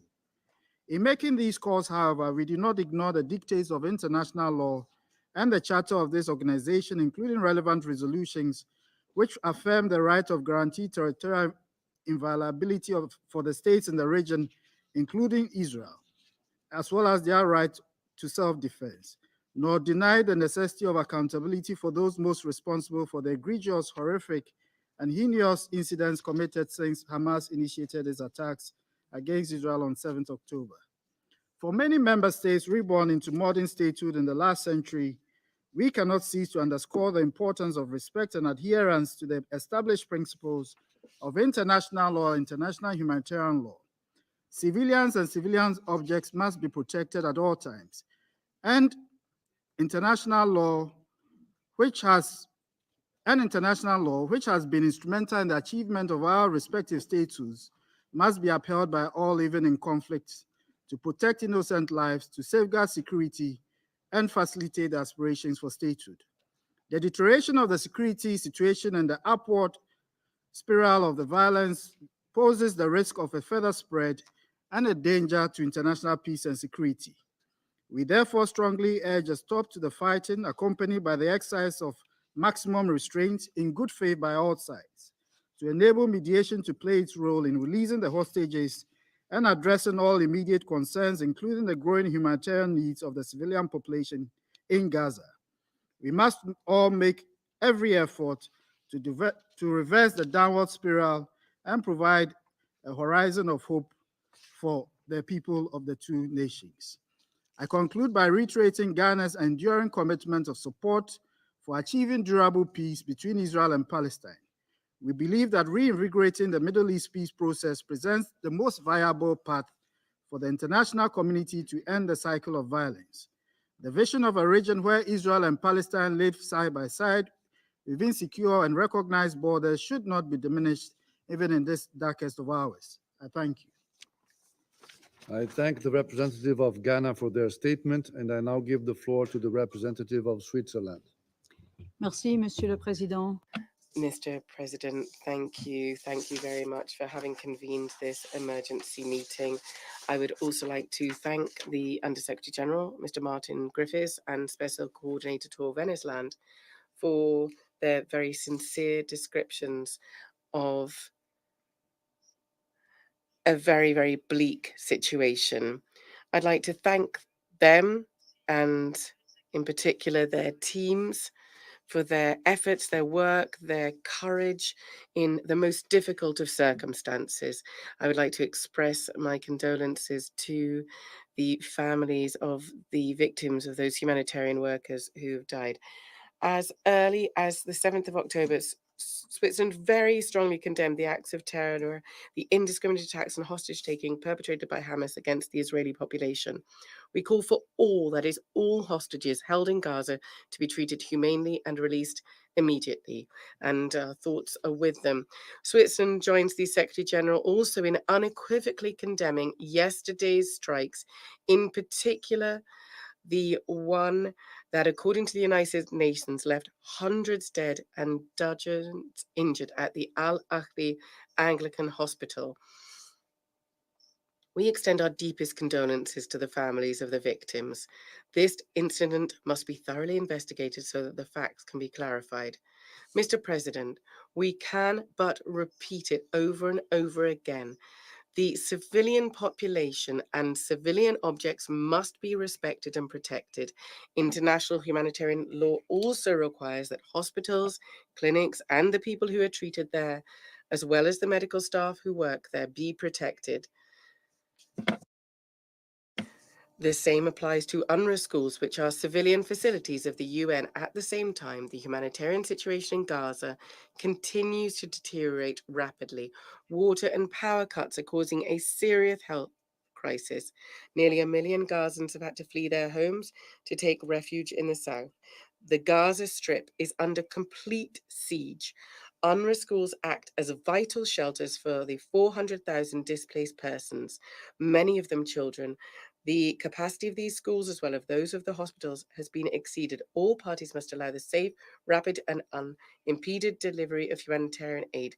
We urge them to immediately observe pauses in hostilities. And as the Secretary General has called for, a humanitarian ceasefire. Mr. President, as we repeated after the vote this morning, all parties must exercise the utmost restraint in the conduct of hostilities. They must respect international humanitarian law, in particular the principles of distinction, proportionality, and precaution, and human rights. All possible measures must be taken to avoid the impact of hostilities on the civilian population and civilians. As international humanitarian law takes account of legitimate security and military necessity, all its rules must be respected without exception. We stress the need to investigate all violations of international law so that the perpetrators can be brought to justice. The respect for international humanitarian law can also curb a spiral of violence that could ignite the entire region. Mr. President, Switzerland underlines the importance of the good offices of the United Nations in this crisis. We'd like to thank them. We welcome the Secretary General's visit to Egypt and the region. As Under Secretary General Martin Griffiths and UNRWA Commissioner General, Philip Lazzarini said yesterday in a joint statement, and I quote, "Humanity must prevail in Gaza. Humanity must prevail everywhere. De-escalation must remain the priority. As members of the Security Council, we must redouble our efforts to contribute to this and exert our influence on the parties, individually and collectively, to do the same." Thank you. I thank the representative of Switzerland for their statement, and I now give the floor to the representative of Ecuador. Señor presidente. President, we are grateful to the briefings of this morning and for convening this emergency meeting in the face of tragic news which exacerbates the escalation of violence which began on the 7th of October. I wish to express our deep sadness and condemnation in the strongest terms of the death of hundreds of civilians in the Al-Ahli hospital in Gaza. Hospitals cannot be the target of attacks in any circumstances or for any pretext. There is no justification at all for what happened yesterday. Likewise, we deplore the deaths of UNRWA personnel, teachers, doctors, engineers, psychologists and support staff. Humanitarian assistance staff must always be protected. President, since this is the first time I will be referring to this publicly, above and beyond the explanations which we provided this morning with regard to the vote, I wish to reiterate our absolute unequivocal condemnation of the unjustifiable terrorist attacks perpetrated by Hamas. We also express our condolences to the families of the victims of these heinous acts and our solidarity with the people of Israel and other countries whose citizens were affected, including Latin American citizens. We demand that hostages taken by Hamas be released immediately and unconditionally. There is no possible justification of any kind for attacks against innocent civilians, and this is still worse if they are being used as human shields. Hamas's terrorist attacks do not represent the Palestinian people. They do not represent the Palestinian people nor their inalienable right to self-determination, nor their legitimate aspirations to live in security, liberty, justice, opportunities, and dignity. At this time, painful and unacceptable deaths of innocent civilians are still happening, including women and children in Palestine. We reiterate our solidarity with their families and the peoples. We recognize Israel's right to defend its people, its population, and we recall that by exercising legitimate defense at all times, the principles of international humanitarian law must be upheld, as well as necessity, proportionality, distinction, and humanity. There can be no justification, President, for causing death and pain amongst innocent civilians. So all efforts must be deployed to avoid affecting civilians in this way. We therefore support the call by the Secretary General to allow for rapid, unimpeded humanitarian access for vital products to Gaza, such as water, food, and fuel. We recognize those who are making efforts to ensure that this is possible. Failing to achieve this would lead to an even greater tragedy. In this regard, we call upon all actors to exhibit restraint to avoid exacerbating tensions and prevent an expansion of violence to other zones.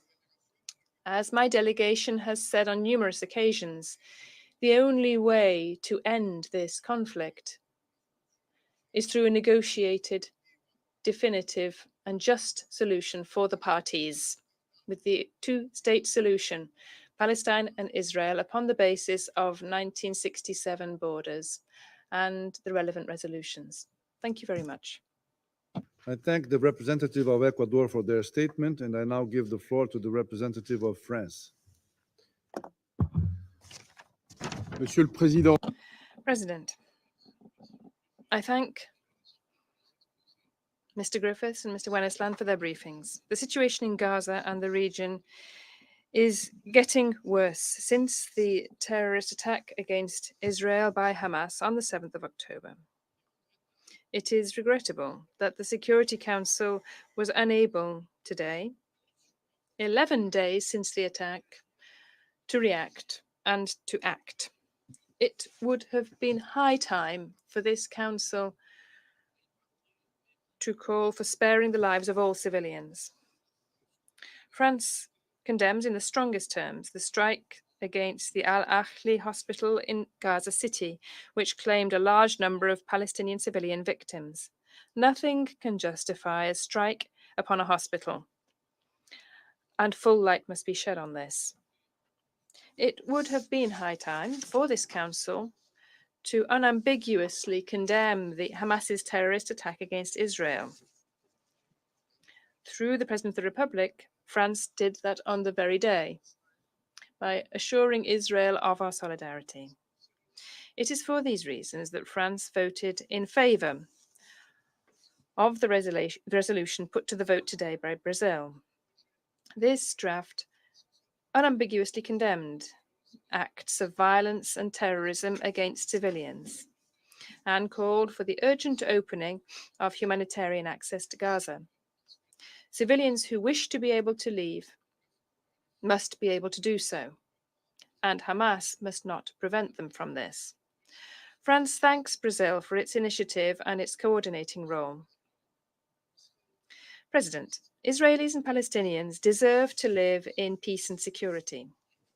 I wish to recall France's unwavering solidarity with Israel in these testing times and our deepest condolences to all those families who have lost loved ones, including a significant number of French nationals.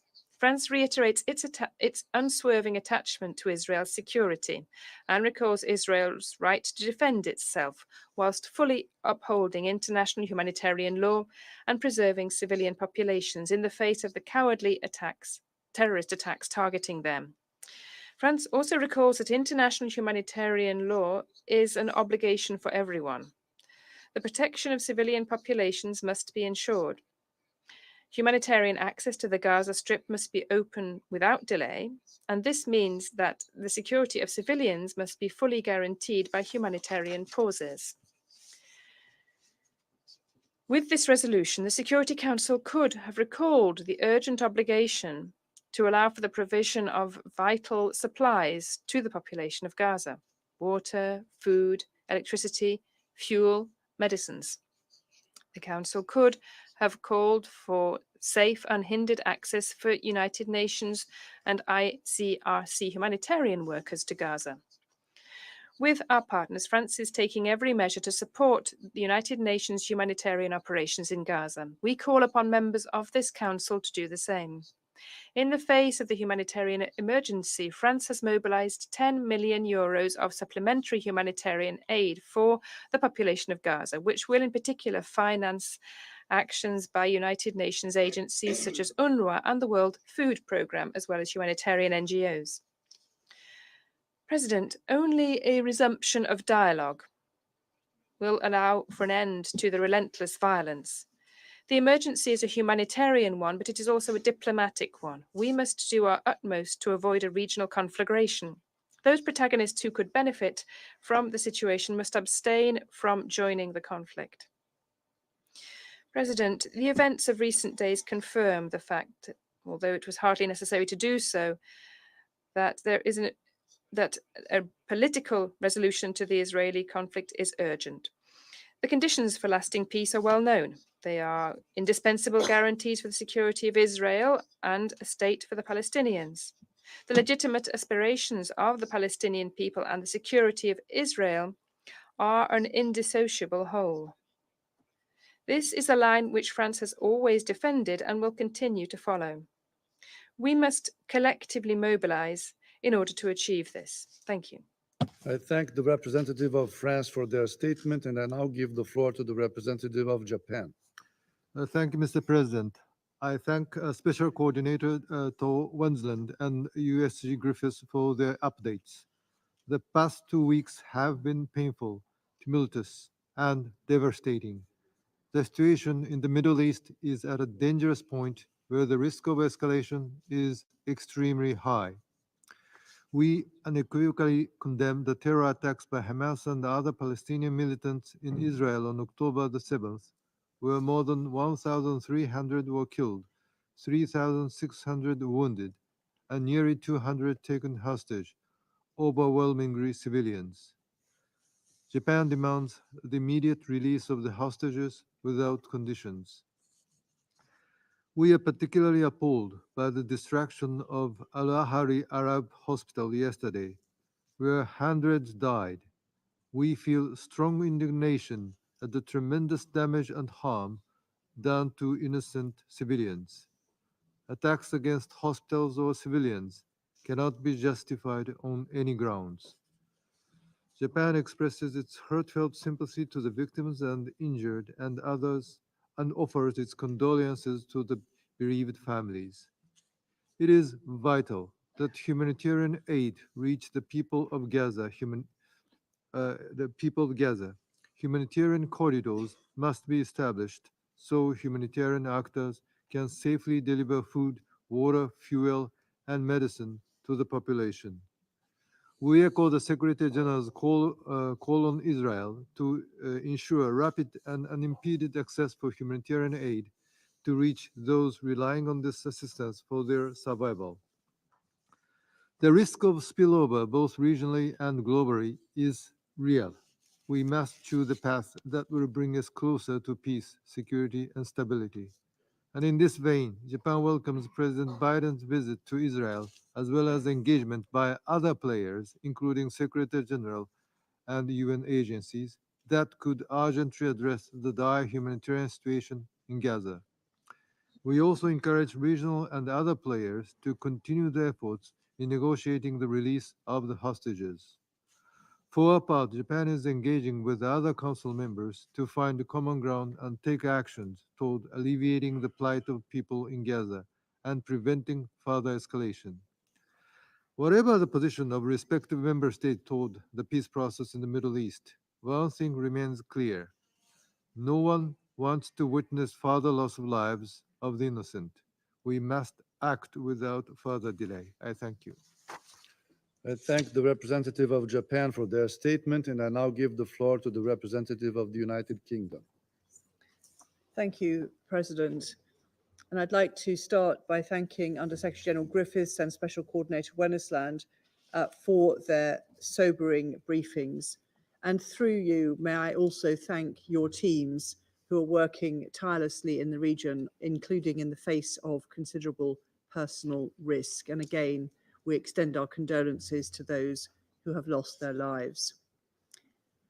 President, the UK is shocked and deeply saddened by the destruction and the hundreds of lives that were lost and people who were killed at the Al-Ahli hospital in Gaza yesterday evening.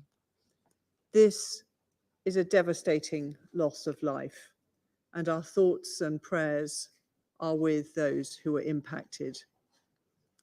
The UK is working intensively to establish the facts. But fundamentally, hospitals are protected under international law and should not be targeted. President, as I've said, Israel has the right under the UN Charter to defend itself against Hamas' appalling terror attacks. We have also emphasized that every feasible precaution must be taken to minimize harm to civilians, and we continue to call for immediate, unimpeded humanitarian access to enable essential aid, water, food, and medicines to reach civilians. Israel has itself acknowledged that it must act in accordance with international humanitarian law. President, the UK is clear that Hamas does not speak for the Palestinian people.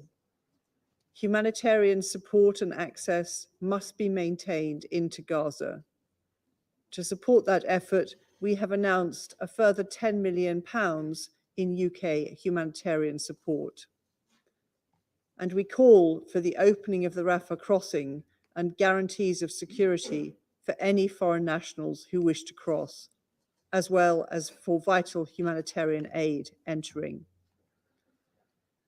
President, we're also clear that we must avoid further escalation of any conflict in the region.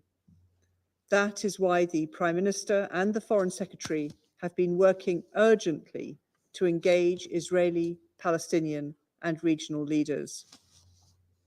President, The UK will continue to work with partners in the international community to break the cycle of violence across Israel and the occupied Palestinian territories and work towards the peace and security of Israelis and Palestinians.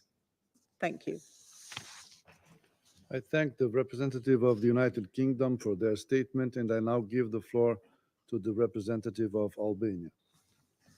Thank you, Mr. President.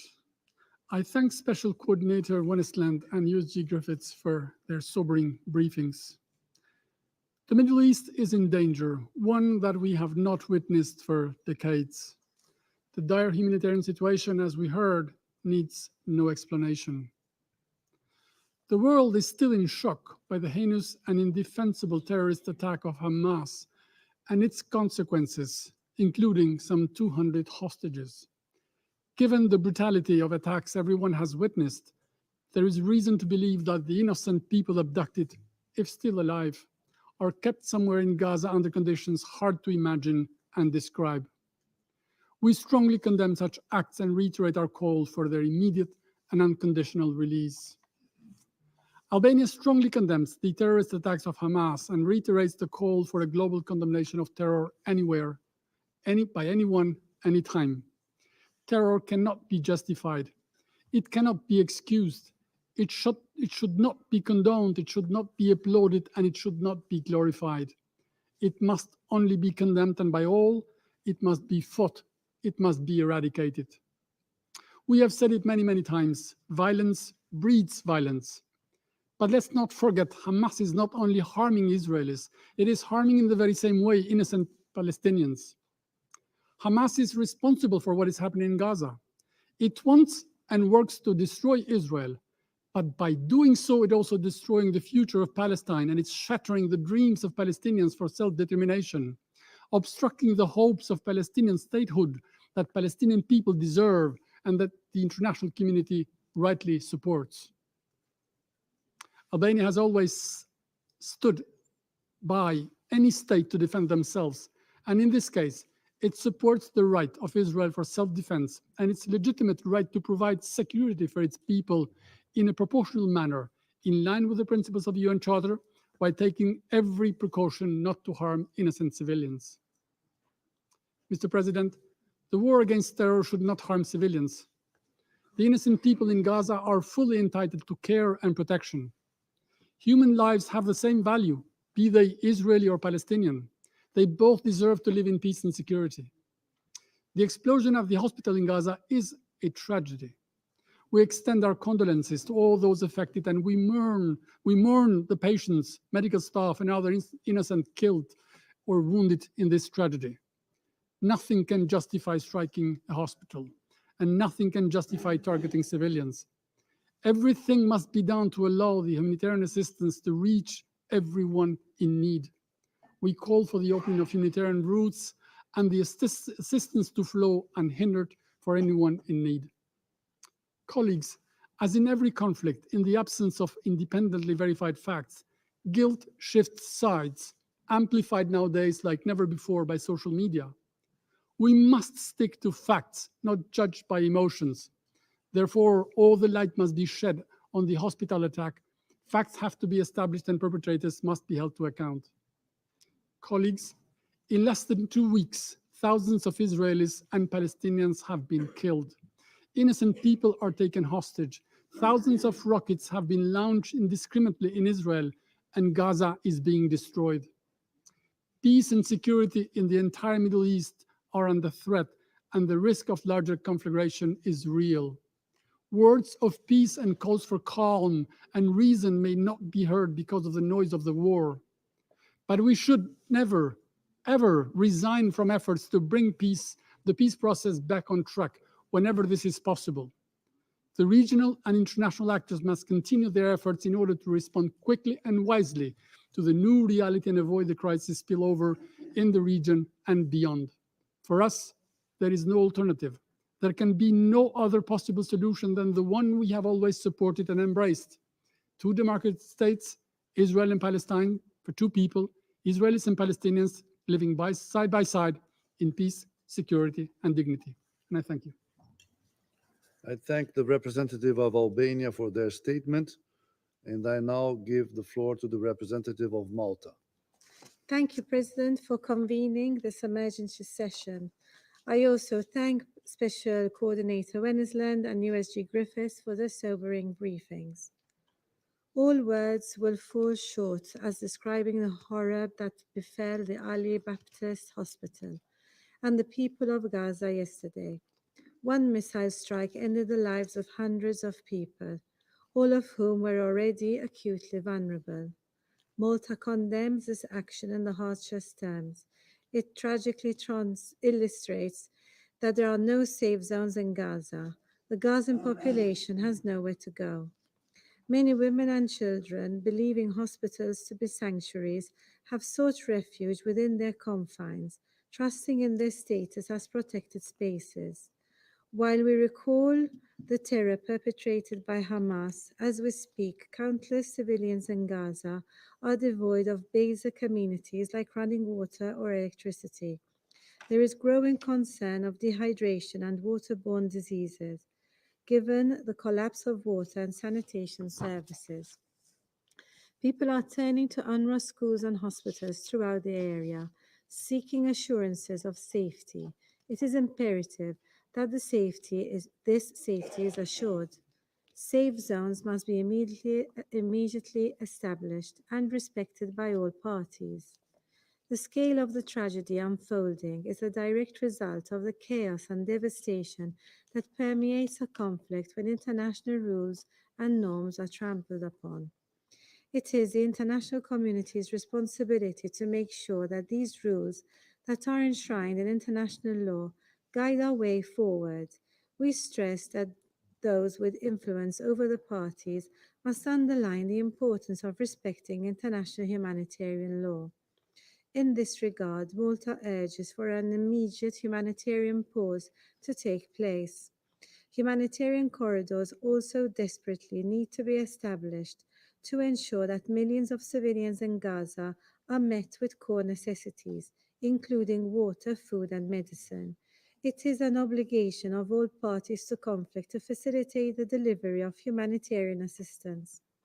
Parties must ensure that UN, ICRC, and humanitarian personnel are heeded full protection in their priceless work.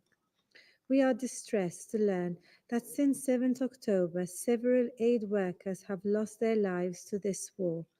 We call for the establishment of an effective humanitarian notification system to be established in Gaza to protect civilians and aid workers alike. We cannot fail to underline the heroic work being undertaken by UNRWA. The agency operates in highly dangerous situations, going over and above their operational capacity. Malta condemned the deadly attack on an UNRWA school in Al-Maghzi, which also took place yesterday. Malta will be doubling its contribution to UNRWA, and we call for donors to step up their contributions, as many have done already. President, Malta is gravely alarmed at the growing risks of regional escalation due to this unprecedented war. It is critical that we prevent a regional spillover which would destabilize the entire region. We are concerned at the upsurge of violence in the West Bank, where over 60 Palestinians, including 16 children, have also been killed since 7 October. Dangerous skirmishes along the blue line between Lebanon and Israel are also deeply worrying and need to cease immediately. We call for all parties to exercise the utmost restraint and commit to a full de-escalation to avoid further human suffering and devastation. In the midst of this dark period, it is our responsibility to remain determined in ensuring that a just and comprehensive resolution to the Middle East conflict encapsulates all our efforts moving forward. We remain firm in our belief that this can only be achieved through a just and comprehensive resolution based on a two-state solution along the pre-1967 borders, addressing the legitimate aspirations of both sides, with Jerusalem as the future capital of two states, living side by side in peace and security. in line with the relevant Security Council resolutions and internationally agreed parameters. It is crucial for the Israeli and Palestinian peoples and for our shared humanity. Thank you. I thank the representative of Malta for their statement, and I now give the floor to the representative of the United States. Thank you, Mr. President. And thank you, Special Coordinator Winsland and Undersecretary General Griffiths, for your sobering briefings. Colleagues, President Biden just spoke to these issues in Israel, and he has made clear the United States is outraged and saddened by the explosion at the El Ali Hospital in Gaza. We mourn this terrible loss of life. We mourn all the innocent civilians killed or wounded in this tragedy. Today, all of our hearts are heavy. My heart is heavy, and it is with the victims and the victims' loved ones. I cannot imagine the pain, the grief, the anguish they are going through. Last night, President Biden directed his national security team to continue gathering information about what exactly happened. While we continue to collect information, our current assessment, based on analysis of overhead imagery, intercepts, and open source information, is that Israel is not responsible for the explosion at the hospital in Gaza yesterday. Colleagues, the President has made clear, as I have in this council, that we stand unequivocally for the protection of civilian life during conflict, unequivocally, in this conflict and in any conflict.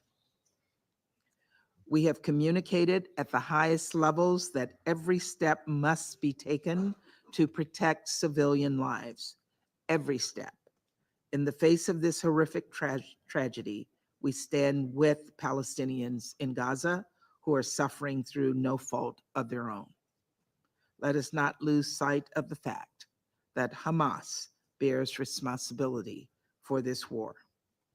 By slaughtering Israeli civilians and continuing to attack Israel, Hamas has wrought misery and destruction on Palestinians and the region, and it has done so for decades. Colleagues, as you know, Secretary General Guterres is on his way to the region, and President Biden and Secretary Blinken are on the ground and are deeply engaged on this issue.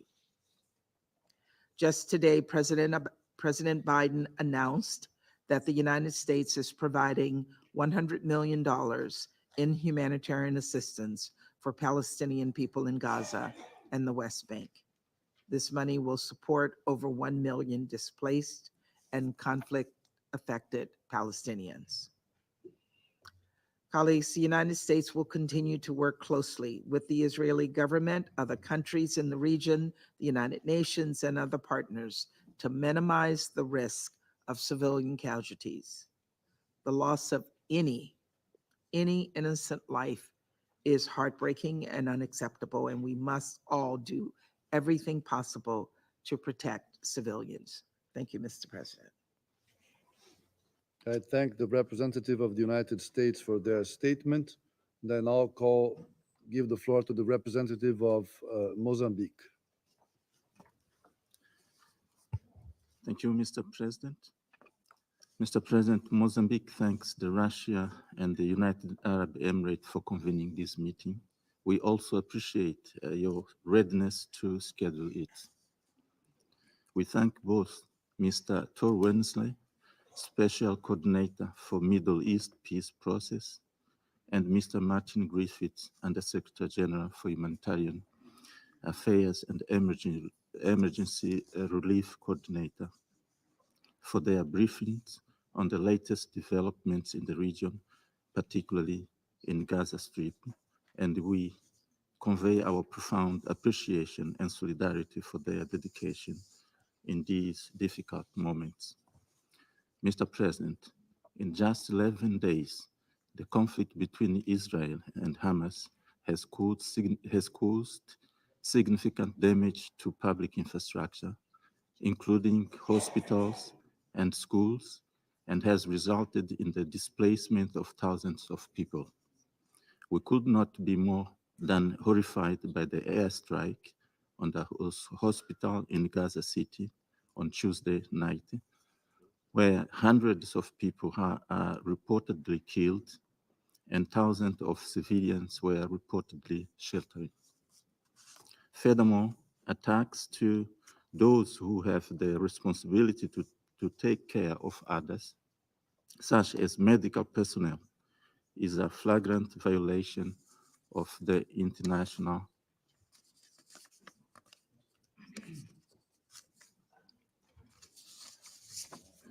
humanitarian law, and it can be perceived as war crimes. Needless to say that the situation has been further exacerbated by Israel's blockade of the Gaza Strip, leading to a shortage of basic necessities such as food, water, medical supplies, just to mention but a few. We strongly condemn the attacks to the civilian population, mainly children, women, and the elderly who suffer the most from the atrocities and grave effects of this war. In this regard, we reiterate our call loudly and clearly to the parties to de-escalate the tension, stop the bloodshed, halt the attacks, and stop the human suffering in the occupied territories in Gaza Strip. We should ensure that humanitarian assistance reaches desperate citizens immediately and unconditionally. As it is being described, the humanitarian situation is indeed dire, and it is reaching unprecedented levels of alarm. We fear that the humanitarian catastrophe will continue to unfold in Gaza. We therefore call on the international community to ensure respect for the fundamentals of international law and the protection of civilians. Mr. President, we all know that the Israel-Palestinian conflict has been ongoing for decades, and it is a complex issue that requires a multifaceted approach to resolve. In fact, there have been many grassroots peace-building efforts between Israelis and Palestinians, which have shown promise in fostering peaceful coexistence. It is therefore our firm belief that Israel and Palestine can only resolve their difference through peace and dialogue. We hold the view that peace is always possible if the conflicting parties are genuinely willing to follow the path of justice and tolerance. Concurrently, we resolutely reiterate our appeal to the members of this Council to redouble their role of influence toward a sustainable solution to the Palestinian situation in full compliance with the relevant resolutions, decisions, and other instruments of the United Nations. To conclude, Mr. President, we urge the parties to pursue the path of dialogue and constructively together towards a lasting peace, respecting the rights of self-determination of the Palestinian people and the two-state solution in accordance with the Security Council resolutions 242 and 2334 of 2016. I thank you, Mr. President. I thank the representative of Mozambique for their statement, and I now give the floor to the representative of the United Arab Emirates. Thank you, Mr. President. And I'd also like to thank our briefers, Martin and Tor, for their invaluable remarks and insights today, and to thank them for all the fantastic work they are doing in very difficult circumstances. This morning's explanation of vote of the United Arab Emirates outlined our overall position on the matter in front of us. But in this briefing, which we called for with China and the Russian Federation, we really just wanted to focus concretely on the humanitarian situation, which is getting worse by the day. Because for nearly 2 weeks, we have borne witness to the relentless and indiscriminate bombardment of Gaza following the heinous attack on Israel on the 7th of October. In Gaza, as a result, 1 million people are now displaced and more than 500,000 people are sheltering in UN facilities, and the UN system is not equipped for this response. There are reports of bombs being dropped on UN schools and buildings where people are running to seeking safety. And as USG Undersecretary General Martin made clear in his statement, the humanitarian situation on the ground is now catastrophic. The evacuation order for over 1 million people to try to move to safety is, in these circumstances, an impossible demand that fails to comply with international law. And yesterday, the situation got worse. The world watched the unthinkable happen, an attack targeted against the Al-Ahli Baptist Hospital, resulting in the death of more than 500 people. There's no ambiguity under international law in providing care to the wounded and sick. Hospitals and medical personnel must at all times be protected, and they must never, never be the target of an attack. Nothing can justify yesterday's attack, and we condemn it and call for an impartial and independent and transparent investigation into this tragedy, and for those responsible to be held accountable. Gaza has been under siege for 10 days, during which a stranglehold has been placed around the necks of the civilians there. The descriptions of the humanitarian situation on the ground from both Martin and Tor give us a sense of what hell on earth might look like. The steps that need to be taken are clear and practical. This morning, the President of the United Arab Emirates, His Highness Sheikh Mohammed bin Zayed Al Nahyan, discussed some of those steps with the United Nations Secretary General. We need an immediate cessation of hostilities, as called for in the resolution that failed to be adopted today. We need the unconditional release of all hostages being held, and their humane treatment. This must happen now. We need safe and unhindered access for all humanitarian aid workers, including medical aid, food, water and fuel, and humanitarian workers. I'm sure many of you are disturbed by the images of civilians in Gaza boiling toilet water to give to their families. The reconnection of electricity, water, and telecommunications must happen, and the protection of all civilians must be our priority. At Egypt's border with Gaza, life-saving humanitarian aid is piling up. The United Arab Emirates has opened an air bridge to transport the much-needed supplies, but without firm guarantees from all the parties that the trucks and civilians gathering to receive aid will not be targeted, they remain out of the hands of those who so desperately need them.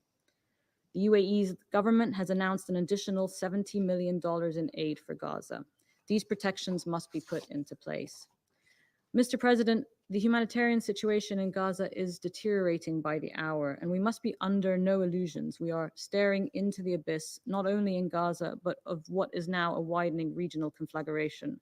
So we call today for a regional and international focus of this Council and the international community, as well as renewed efforts around securing the de-escalation and cessation of hostilities on the ground. We really appreciate the diplomatic efforts of Egypt in this regard, as well as of the United States. In particular, Egypt's efforts to ensure safe humanitarian access in Gaza through the Rafah crossing and their convening of a summit of world leaders to address the deteriorating situation. We hope that today's announcement by the United States and by President Biden that Israel has agreed to allow humanitarian access via Rafah will result in the rapid and safe delivery of aid. There is no time to waste. Leaders across the region and the international community should focus all possible efforts to secure a cessation of hostilities. And as Tor said, the only way we can end these cycles of conflict is to rededicate all efforts towards a long-term political solution. The past 10 days cannot be undone, but our future remains before us to determine. How we act now to preserve our shared humanity, ensure respect for international humanitarian law, and alleviate the dire suffering of the people of Gaza will determine that course. Thank you. I thank the representative of the United Arab Emirates for their statement. I shall now make a statement in my capacity as the representative of Brazil. I thank our dear briefers for their comments and commend them for their extraordinary work in a very difficult situation. I also ask them to please convey our thanks to their people on the ground. Brazil is appalled by the catastrophic strike on the Al-Ahli Arab hospital in Gaza City that killed hundreds of civilians. It is simply abominable. Hospitals and medical personnel are and must be effectively protected under international humanitarian law. Yesterday's attack shows again that the civilians are the ones paying the ultimate price for this conflict. We stand in solidarity with the grieving families of the victims and offer our deepest condolences. Brazil unequivocally condemns the terrorist attacks and hostage taken by Hamas in Israel on October 7th. Acts of terrorism are unjustifiable regardless of their motivation, whenever and by whomever they are committed. We all call in the strongest terms for the immediate and unconditional release of all hostages and demand their safety, well-being, and humane treatment in accordance with international law. Any military response to terrorist acts or acts of aggression must be conducted strictly in accordance with the UN Charter, international humanitarian law, and international human rights law. The presence among the civilian population of individuals who may not qualify as civilians under international humanitarian law does not deprive the broader population of its civilian status. In addition to hospitals, airstrikes and the reckless use of heavy weapons such as missiles and shelling have also hit schools such as the UNRWA facility in Al-Maghazi refugee camp, resulting in tragic loss of life. The targeted UNRWA school had sheltered at least 4,000 people since October the 7th. This is unacceptable. Brazil urges the protection of civilians, humanitarian workers, including UN staff and assets and health facilities. We also condemn actions and decisions that have deprived the civilian population of Gaza of essential means of survival in violation of international humanitarian law. We urge the cessation of actions that result in the forcible transfer of civilians and actions that are inconsistent with international law. The imposition of such measures, particularly in conflict zones, only exacerbates the humanitarian crisis and further endangers lives, and it will fuel the conflict even more. The immediate objective is clear and urgent: to prevent further bloodshed and loss of life, and to try to ensure urgent and unimpeded humanitarian access to the affected areas. A humanitarian pause is urgent. Efforts should aim at a cessation of hostilities that would help to ensure the protection of civilians both in Israel and Palestine. To save succeeding generations from the scourge of war are among the very first words of the United Nations Charter, and these words were the primary motivation for the creation of the United Nations. How the United Nations, and the Security Council in particular, deals with the current humanitarian catastrophe will say a great deal about the future of the United Nations and multilateralism as a whole.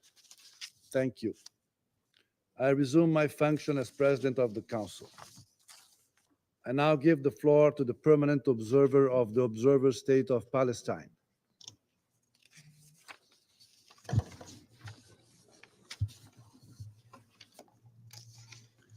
Mr. President, there is no right to commit massacres in international law. Israel is perpetrating massacres in Gaza every single day. For over 10 days now, you have witnessed it, killing entire families, bomb shelters, schools, hospitals, residential buildings, convoys. You have heard it telling people to head south of Gaza and then bomb the south. You have heard and seen it telling people they had a choice between forced displacement and death, and then subject them to both. It is beyond belief that some still speak of a right to self-defense of an occupying power that has made clear it is seeking blind vengeance, forced transfer, and annihilation of our people. You will all say civilian lives should be protected, and yet some of you, until now, continue being unable to call for a stop to the assault, to call for an immediate ceasefire. Those who cannot or will not call for a ceasefire will lose any credibility, any authority, and share some of the responsibility for the devastation that is occurring now. And what will occur next? And no one should want to be seen as complicit in these mass killings or their continuation. Had this council called for a ceasefire 2 days ago and acted accordingly, it would have saved hundreds of lives. Maybe, for some, saving hundreds of Palestinian lives is not such an important objective to pursue. But are you sure that Palestinian lives are the only ones you would be saving if you act? We told this council months ago, act to save lives, all lives. You did not hear us then. Don't make the same mistake now. Mr. President, people are being killed as we speak. A humanitarian catastrophe of unprecedented proportion is unfolding in Gaza live on TV screens. And we heard what Mr. Griffith said.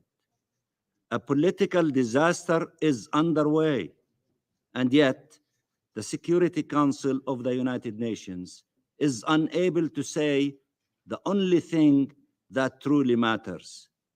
Stop the bloodshed. I repeat, stop the bloodshed.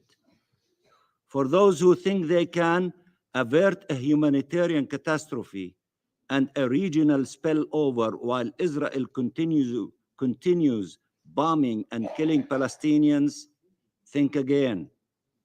The region is united in telling you it is not possible. Listen to them. The only way to prevent both is to stop this criminal aggression against our people. Mr. President, there is no speech, no legal contortion, no political cover that can clear Israel of its responsibility for the Palestinian civilians it is killing. For 75 years now, Israel has explained, brazenly justified, how it had to dispossess us, how it had to occupy our land, how it had to kill our people, all in full impunity. Killing more Palestinians will never make Israel more secure. 75 years of experience should have been proof enough for those who want to learn.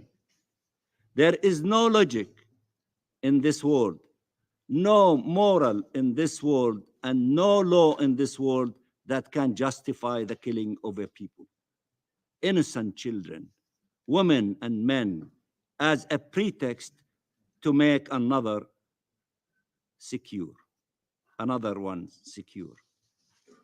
The whole world is watching. They're watching us.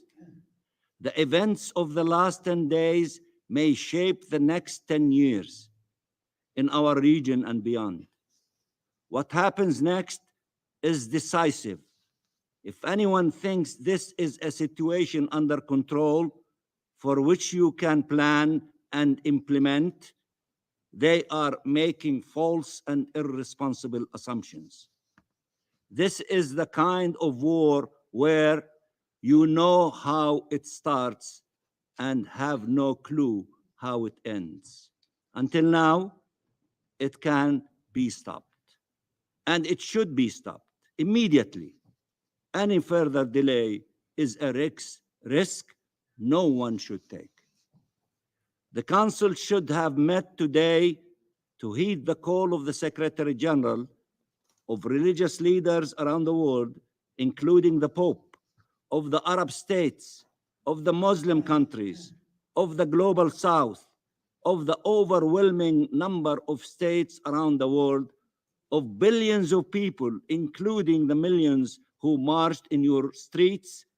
Stop the bloodshed, stop it now. Stop the bloodshed, stop it now. Listen to them. But it has not heeded these calls. It has not upheld international law unequivocally, equally, and responsibly. And in the next few hours, more Palestinians will be killed. Tensions in the region will rise to new dangerous levels. Anger and resentment will explode. Each one of us will be asked what we did when all of this was happening. All will be asked what they did to prevent what will happen next. The Council's failure to shoulder its responsibilities after 10 days of Israeli massacres against the Palestinian people, and after the killing of hundreds of people gathered in a hospital to find shelter and care, will mark public opinions in our region and the world for a very long time, and affect belief in the protections of the law for all people, as well as their perceptions and reactions. This was not a moment to foster more despair and more impunity. This was not a moment to make the same mistakes that got us here in the first place. Finally, Israel does not deny that it killed entire families, infants, children, their parents, uncles and aunts and cousins, their grandparents, with sometimes up to 45 members of the same family being slaughtered. It has done so repeatedly through the years and is doing it again this time in the Gaza Strip. It has now killed 3,500 Palestinians, almost all civilians, including more than 1,000 children. It admitted it was killing all of them, but urged it could not do otherwise. Their deaths were not its fault, even though it killed them. But the hospital massacre had such an impact on global public opinion that it had to change tactics and change its original story into a new one. So Israel will deny responsibility for the massacre in the Baptist Hospital Al-Ahli, just as it made every effort to deny its responsibility in the killing of Shireen Abu Akleh and Mahmoud al-Durra, Muhammad al-Durra, and in the many massacres it had perpetrated over the decades, despite overwhelming evidence to the contrary. It will blame the Palestinians for their own death, as it has always done, and it will attempt to present evidence to that effect to this council. Remember, the last time somebody presented evidence in this chamber to justify war. Do you remember that? Somebody came with technological devices and pictures and what have you to convince you of evidence. Remember the last time somebody presented evidence in this chamber to justify war. I am sure the council, the media, and the world will not be fooled by such theater again. These are serious times. They require serious and responsible leadership. One, this council has failed to provide. Some members here are losing an opportunity to change our region for the better. Whatever their calculations, they are wrong. May they change course before it is too late. Reality on the ground will overtake any plans you may have. Shaping it or enduring it is a decision that needs to be made now. Thank you, Mr. President. I thank the permanent observer of the Observer State of Palestine for his statement. I now give the floor to the representative of Israel. Thank you, Mr. President. Distinguished council members, what is going on here? I'm truly shocked. I'm horrified. I truly don't understand what is going on here. The most barbaric and wide-scale terror attack in decades, bigger than 9/11, was perpetrated 11 days ago, and it seems like this council has already forgotten. The pictures and footage from the October 7th pogrom are seared into my brain, in every Israeli's brain, forever. But it seems that I must remind some of you of what happened. Thousands of barbaric Hamas Nazis invaded Israel and brutally murdered 1,400 innocent Israelis as they slept, celebrated, hugged their families in fear, and cried for mercy. Some were raped, others beheaded, and some were burned alive while bound and gagged. Many were children, and hundreds were young people at a music festival. There were many paramedics, talking about medical teams, there were many paramedics who were murdered on their way to treat the wounded, mothers who watched as their babies were slaughtered, and elderly Holocaust survivors who endured the Nazis only to be executed in their own living room. This was planned and carried out deliberately by the terrorists that rule Gaza today, as we speak. Not by accident, not by mistake, but deliberately. 200 innocents were violently taken hostage, many of which are nationals of your own countries. I read Hamas's charter aloud to you just 2 days ago. Hamas's words were not empty threats. Hamas's charter is their action plan. Their goal is the annihilation of Israel. And if Hamas has the opportunity to commit these atrocities again, they will, and you know it. Although there are some here that choose not to designate Hamas as a terror organization for political reasons, it still doesn't change the facts.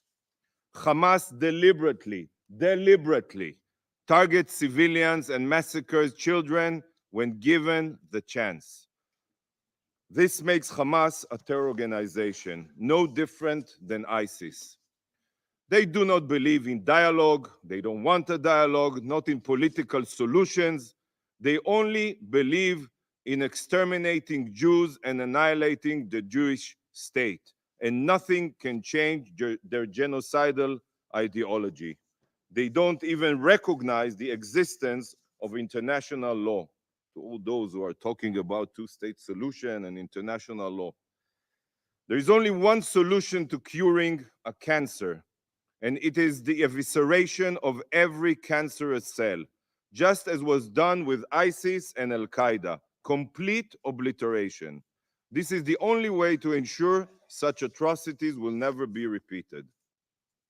Nevertheless, look at what is going on here. 11 days after ISIS-like Hamas terrorists attempted to carry out another Jewish genocide, this council is not even focused on their heinous crimes. Up until today, you have not even done the most basic thing. You have not condemned, as a council, Hamas's brutal terror attack. It is really unfathomable. You cannot unite even on that basic thing. You are not focused on what needs to be done to free Gaza from Hamas and ensure that the oppression of the Gazan people by their tyrants ends. Instead, the Council is fixated only on humanitarian corridors and aid. These are important and noble causes, but they are certainly not a solution to prevent Hamas's next atrocious massacre. How is it possible that you are only dealing with resolutions like the one that was voted upon today? It's tragic to say, but this council is playing the exact role that Hamas was written for it in their script of death and terror. And I will explain. Israel unilaterally withdrew from Gaza 18 years ago. Hamas was then elected by the people of Gaza. I hear a lot that they do not represent them. Elected. And after murdering the Palestinian Authority officials by throwing them off rooftops, Hamas proceeded to convert every inch of the Gaza Strip to a war machine. Where was the council then? Where was the council when Hamas exploited the billions of dollars in international aid to embed terror infrastructure within and below densely populated residential areas? Where were you? Where was the UN? The UN knew all of this, but it remained silent. Hamas then spent the following 17 years terrorizing Israel by firing tens of thousands of rockets indiscriminately at Israeli towns and cities, while hiding behind their own civilians. Where has the council been? As we speak, right now, sirens are wailing. Millions in Israel are running to find shelters. Hamas does this so that once Israel strikes back, they can parade the bodies of the civilians in Gaza that they hid behind. Their strategy is to exploit their civilian casualties as propaganda, to leverage the international community to tie Israel's hands. Their goal is to increase civilian casualties in Gaza. This is part of their script. They know that they cannot beat Israel on the battlefield. Of course they know it. So they want to terrorize our citizens deliberately, only citizens, and then weaponize the UN to prevent Israel from obliterating them so they can rebuild, rearm, and continue terrorizing Israelis. They have a lot of patience while working towards annihilating Israel, a lot of patience. This is Hamas's script. This is their playbook. And shockingly, even after the recent slaughter, it's still working for them. Do you not understand that just by holding this session with its focus, the Council is showing Hamas that they can fool everyone again and again and again? I reiterate, so far this Council has not even condemned Hamas for the atrocity it perpetrated, let alone held Hamas fully responsible for the situation in Gaza. But here we are, discussing humanitarian corridors. Does nobody else see how ludicrous this is? Calling for calm, restraint, and ceasefires is like putting a Band-Aid on a bullet wound. Such steps will not eradicate the cancer that is Hamas. Humanitarian corridors will not prevent the next atrocity. The only thing that will is the utter obliteration of this satanic entity. What are you doing to prevent this evil? Perhaps if for once the Council condemned Hamas, the people of Gaza would begin to comprehend the absolute destruction their leaders have brought upon them. Perhaps they would stand up to these barbaric savages. Yet every time the international community pressures Israel and attempts to tie our hands, it only serves to embolden these genocidal terrorists, increases their popularity, and ensure that this evil lives to see another day. Distinguished Council members, perhaps the most fundamental part of this issue is that some have still not internalized what Hamas truly is. This emergency session and the resolution voted upon were triggered, we all know it, by the propaganda of savage jihadists. Let that sink in. Claims made by baby-killing terrorists were accepted here and repeated today, by the way, at face value, without a second thought. And this is what triggered this session. Every piece of information that comes out of Gaza cannot be trusted. Hamas runs Gaza. Hamas runs all Gazans' institutions. So whatever comes out of the strip is not the truth. It is what Hamas wants you to hear. Sadly, transparency and the truth are not central values for genocidal terrorists. In August 2022, Sarah Mascroft, the former head of office for OCHA in Gaza, tweeted a condemnation of the Palestinian Islamic Jihad for their indiscriminate rocket fire at Israeli civilians. August 2022, you can check. Almost immediately, Ms. Mascroft, the head of OCHA, was removed from her post and deleted her tweet. This made Israel very upset, obviously. So I asked her boss, I hope he's still with us, Under Secretary General Griffith, why the UN would remove an official from their post for condemning acts of terror that deserve UN condemnation. Do you know what he told me? He said that Ms. Mascroft was transferred because, according to UN information and assessments, there was danger to her life. Danger to her life. If a UN official received death threats for telling the truth about the terrorists, try to imagine how any Gazan feels about telling the truth. Not only are official Gazan sources absolutely unreliable as they are terrorists, they would also be immediately murdered if they say something that Hamas doesn't like. So, distinguished council member, I have to ask you a question. What does this say about whoever decides to believe the claims of a terror organization without any fact-checking? The Al-Ahli hospital was hit by, and only by, a Palestinian Islamic Jihad rocket.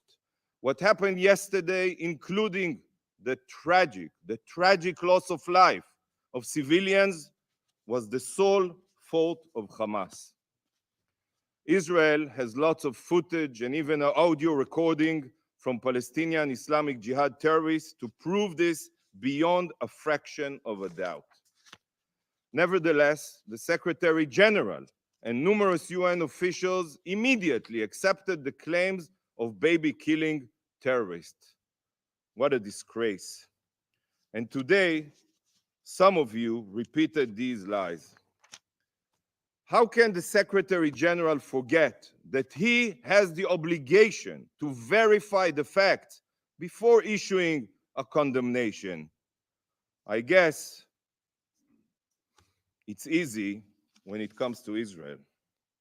Mere months ago, the Secretary General himself signed off on a report detailing how the misfired rockets of Gazan terrorists killed and maimed dozens of Gazan children and medical personnel. We demand an apology. An apology. The UN and some on this council rushed to adopt the lies of ISIS-like terrorists and refused to accept the hard evidence of a law-abiding democracy. You should apologize. Apologize for never convening the council when Hamas rockets are fired deliberately at Israeli hospitals. Barzilai Hospital in Ashkelon was directly hit by a Hamas rockets just last week. Where was the council? Apologize for years of putting your heads in the ground while Hamas ceaselessly built up its war machine in Gaza. Distinguished council members, stop following Hamas's script. Stop playing by Hamas's rules. The time has come for this council to hold Hamas fully and solely accountable for the war crimes committed.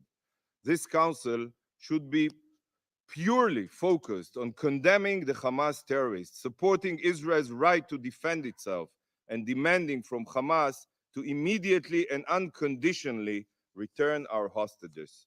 Israel's rescue mission can end very quickly if Hamas terrorists turn themselves in and release all of the hostages. But this rescue mission will not end until Israel ensures that Hamas atrocities can never be repeated again. And there is no way to ensure this other than the obliteration of Hamas's capabilities. Thank you, Mr. President. I thank the representative of Israel for their statement. Before giving the floor to the next speaker, I would like to say the following. To ensure that all speakers enjoy the same sizable audience, I strongly recommend that statements do not exceed 5 minutes, if possible. I now give the floor to the representative of Jordan. أشكركم السيد الرئيس. Thank you, Mr. President. I make this statement on behalf of the Arab group against the backdrop of the tragic events in Gaza, where we lack the fair voice of the international community and any active and effective international action to protect the Palestinian people in Gaza. The Arab group condemns in the strongest words the heinous massacre by the IDF, the criminal IDF, yesterday against the innocent civilians who were receiving care in Al-Ahli Baptist Hospital in Gaza. The Arab group holds Israel, the occupying power, the sole responsibility for this heinous war crime, that we cannot remain silent about it. We call on the Security Council to take immediate action for immediate ceasefire and the Israeli aggression on Gaza. We call to ensure that humanitarian and medical aid enters the Strip and provide the protection to medical staff and relief staff and medical education and UN facilities. And we also call for preventing the forcible displacement of the people of Gaza. Mr. President, the heinous crimes of the occupation are contravening with rules of international law, in particular Geneva Fourth Convention in relation to the protection of civilians during armed conflicts. That's in addition to the provisions of the UN Charter and international legitimacy. We recall the Security Council Resolution 2286 that provides that those working in the medical field and healthcare should not be targeted, and it condemns all attacks against the medical staff and calls for providing the adequate protection. Mr. President, the Arab group calls for holding Israel accountable, Israel, the occupying power, for the massacres and crimes it continues to commit against the defenseless Palestinian people. The targeting by Israel of the Baptist Ahli Hospital is not coming out of vacuum. As we mentioned before, the pronouncements from the Israeli officials was clear. It indicated that Israel will not protect, it will not respect the humanitarian and moral values which sees that hospitals should be evicted. That triggered the response from the WHO and different UN entities. They confirmed that the forced eviction and targeting of medical facilities and staff are severe violations to international humanitarian law. In relation to what was said by Martin Griffith a short while ago, a warning has been issued by Israeli authorities to 20 medical institutions, including the Baptist Hospital.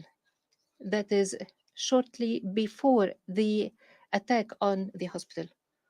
In this connection, we stress that the heinous crimes against the people of Gaza are crimes against the humanity of all of us. Condemning this attack is a humanitarian call, purely humanitarian call, that makes it incumbent upon us to unify to put an end to this war and to provide the necessary international protection to the Palestinian people immediately. The Arab group warns that this war against the innocent civilians has entered a serious phase that will take the region to a disaster.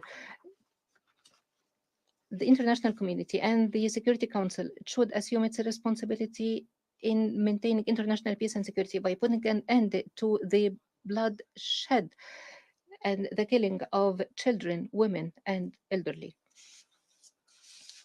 We stress that we will be the advocate defenders of the rights of Palestinians and their just cause. And we stress that the reason behind the conflict is this occupation.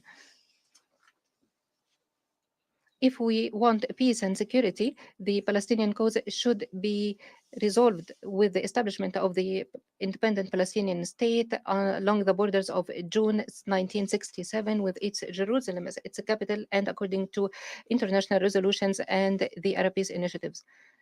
In conclusion, we express our heartfelt condolences to the families of the martyrs and we call God to have mercy on them and to grant recovery to those who are wounded and injured. Thank you, Mr. President. I thank the representative of Jordan for their statement, and I now give the floor to the representative of Egypt. شكرا سيد الرئيس وهنئكم على تولي رئاسة المجلس وأشكر مارتن جريفيث. Thank you, President. I should like to congratulate you upon assuming the presidency of the Security Council. I'd like to thank Martin. I'd like to thank Torvinsland. Thank you for your briefings. Furthermore, thank you the UAE and the Russian Federation, which asked for this emergency session of the Council to be convened in light of the Israeli bombing of the Baptist Hospital, Al-Ahli Hospital in the Gaza Strip. This was part and parcel of an attempt to uproot the Palestinian people, forcing it to leave its territory. This crime committed on the 17th of October is a new chapter in a long series of violations, which did not begin on the 8th of October. They began much earlier than that. They began when the occupation began. This requires the international community to put an end to its current policy and begin to hold to account an illegal political session. Everyone who commissioned, participated, called for, and ordered these crimes, the crimes committed yesterday included. The events underway in Palestine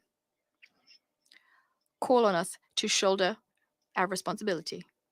And we're all well aware that our friends, Brazil, will be able to shoulder its responsibility and fulfill these duties as part of their presidential duties. And this is necessary because what's going on, it poses unimaginable risks to the region and to international peace and security. These risks cannot be ruled out. Therefore, we warned against and took action to avoid these risks on numerous occasions. The occupation cannot go on. These crimes cannot be overlooked.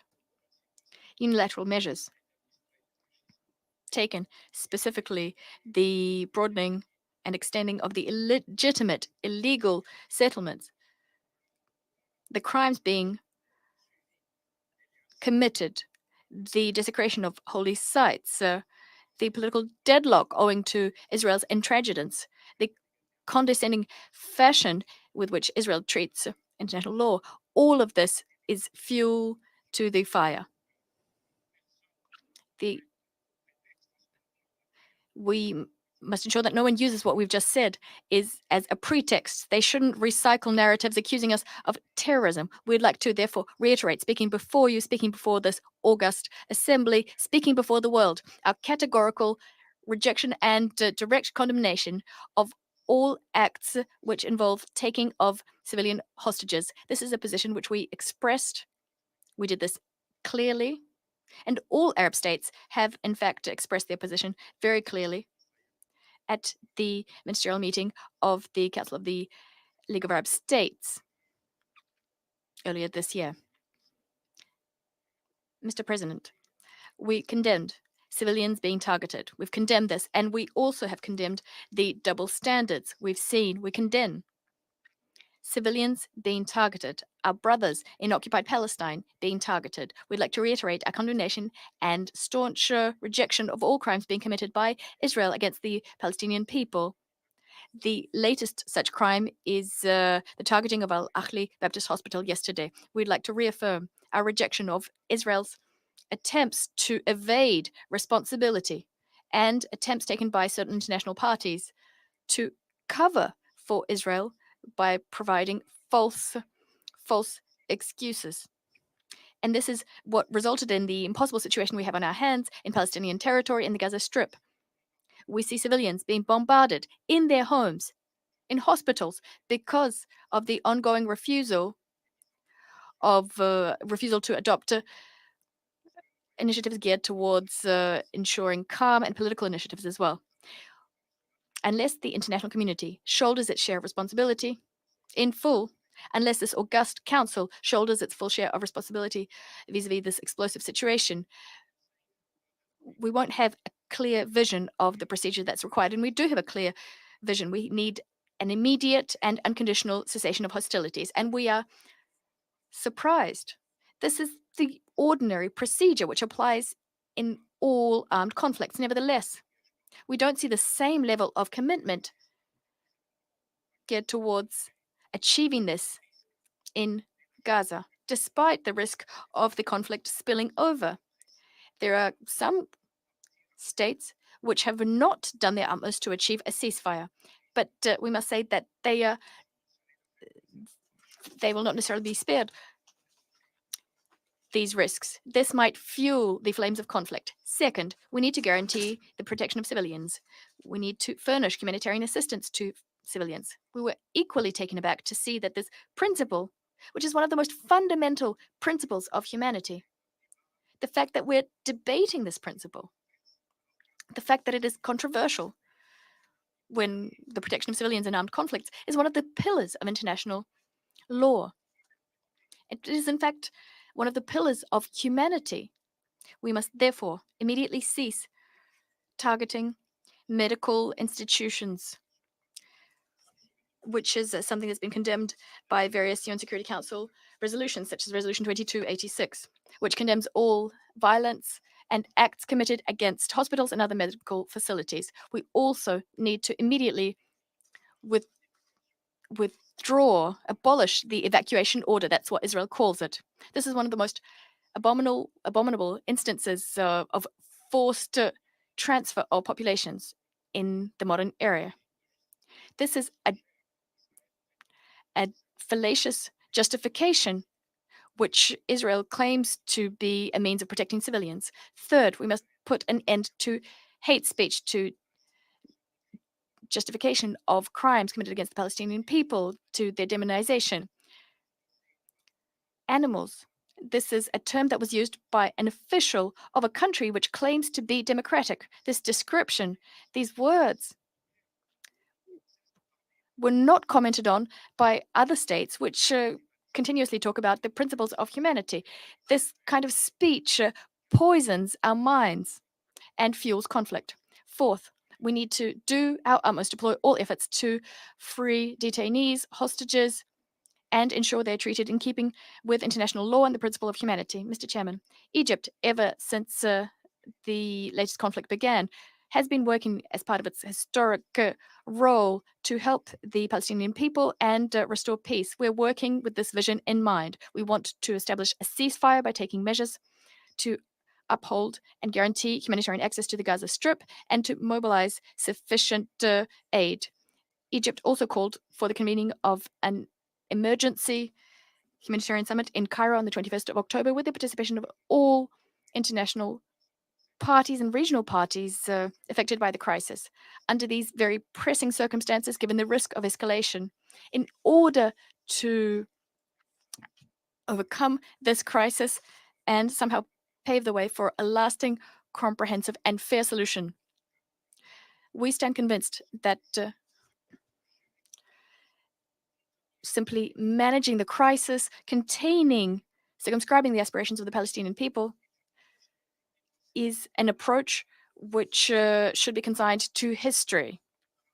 Mr. President, Egyptian people all over the world have their eyes on you. The eyes of the world are on you, on the Security Council, so that the Security Council shoulders its responsibility, puts an end to this war which was waged by Israel against Palestinian territories and against an innocent, unarmed people.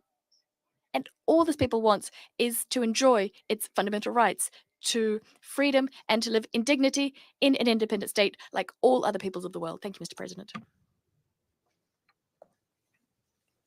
I thank the representative of Egypt for their statement. I insist that to ensure that all speakers enjoy the same sizable audience, we strongly recommend that statements do not exceed 5 minutes. And also for the sake of a good communication, that speakers speak in a tone of, in a rhythm that will allow a good translation and the good performance of our translators. Thank you. I now give the floor to the representative of Oman. السلام عليكم ورحمة الله وبركاته.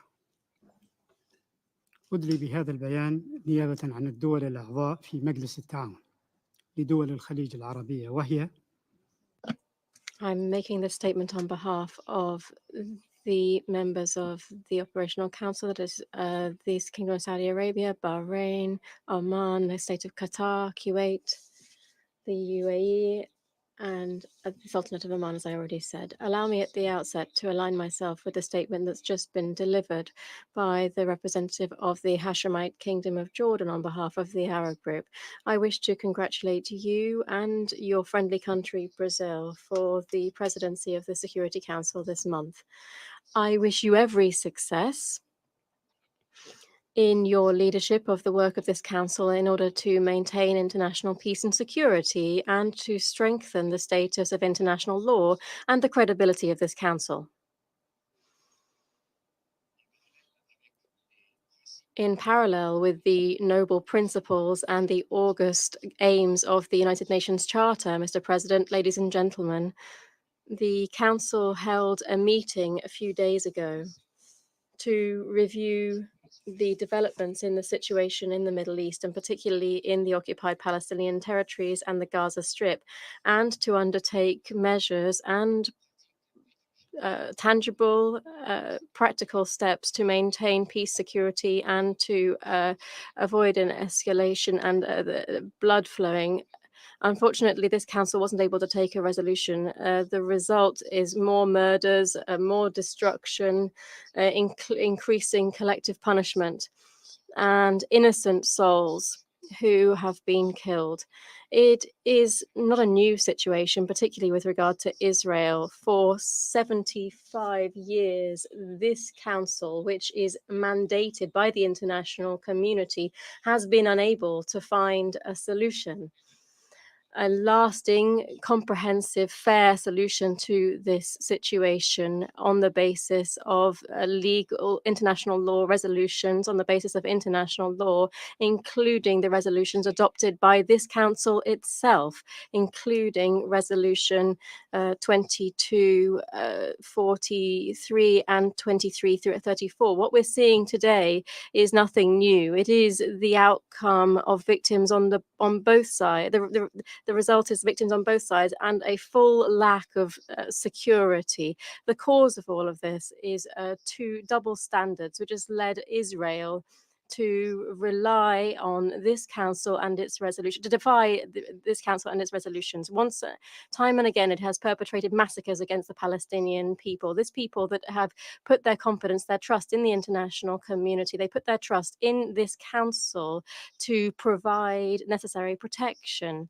The massacre of the Al-Ahli Baptist Hospital in Gaza, which to now counts 500 martyrs, most of whom are women, children, and older persons, as well as medical staff, not to mention the hundreds of wounded, is a dangerous escalation.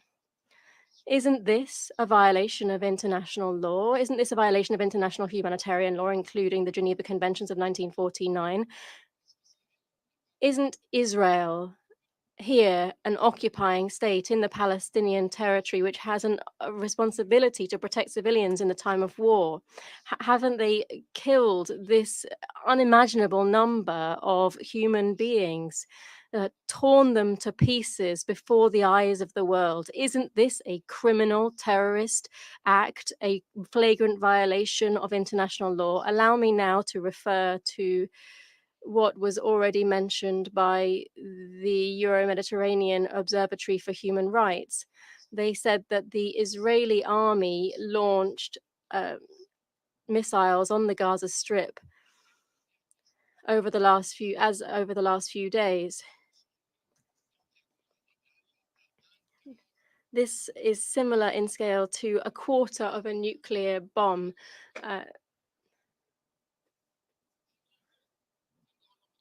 Killing many Palestinians every hour. This is a pursued cycle of violence that has destroyed 17,000 residential buildings, more than 87,000 residential units. Added to that, we see the destruction of schools, 18 mosques, 165 other holy sites, and the number continues to increase. If this isn't a violation, if it isn't a massacre perpetrated against the Palestinian people, allow me to ask you then, when will the international community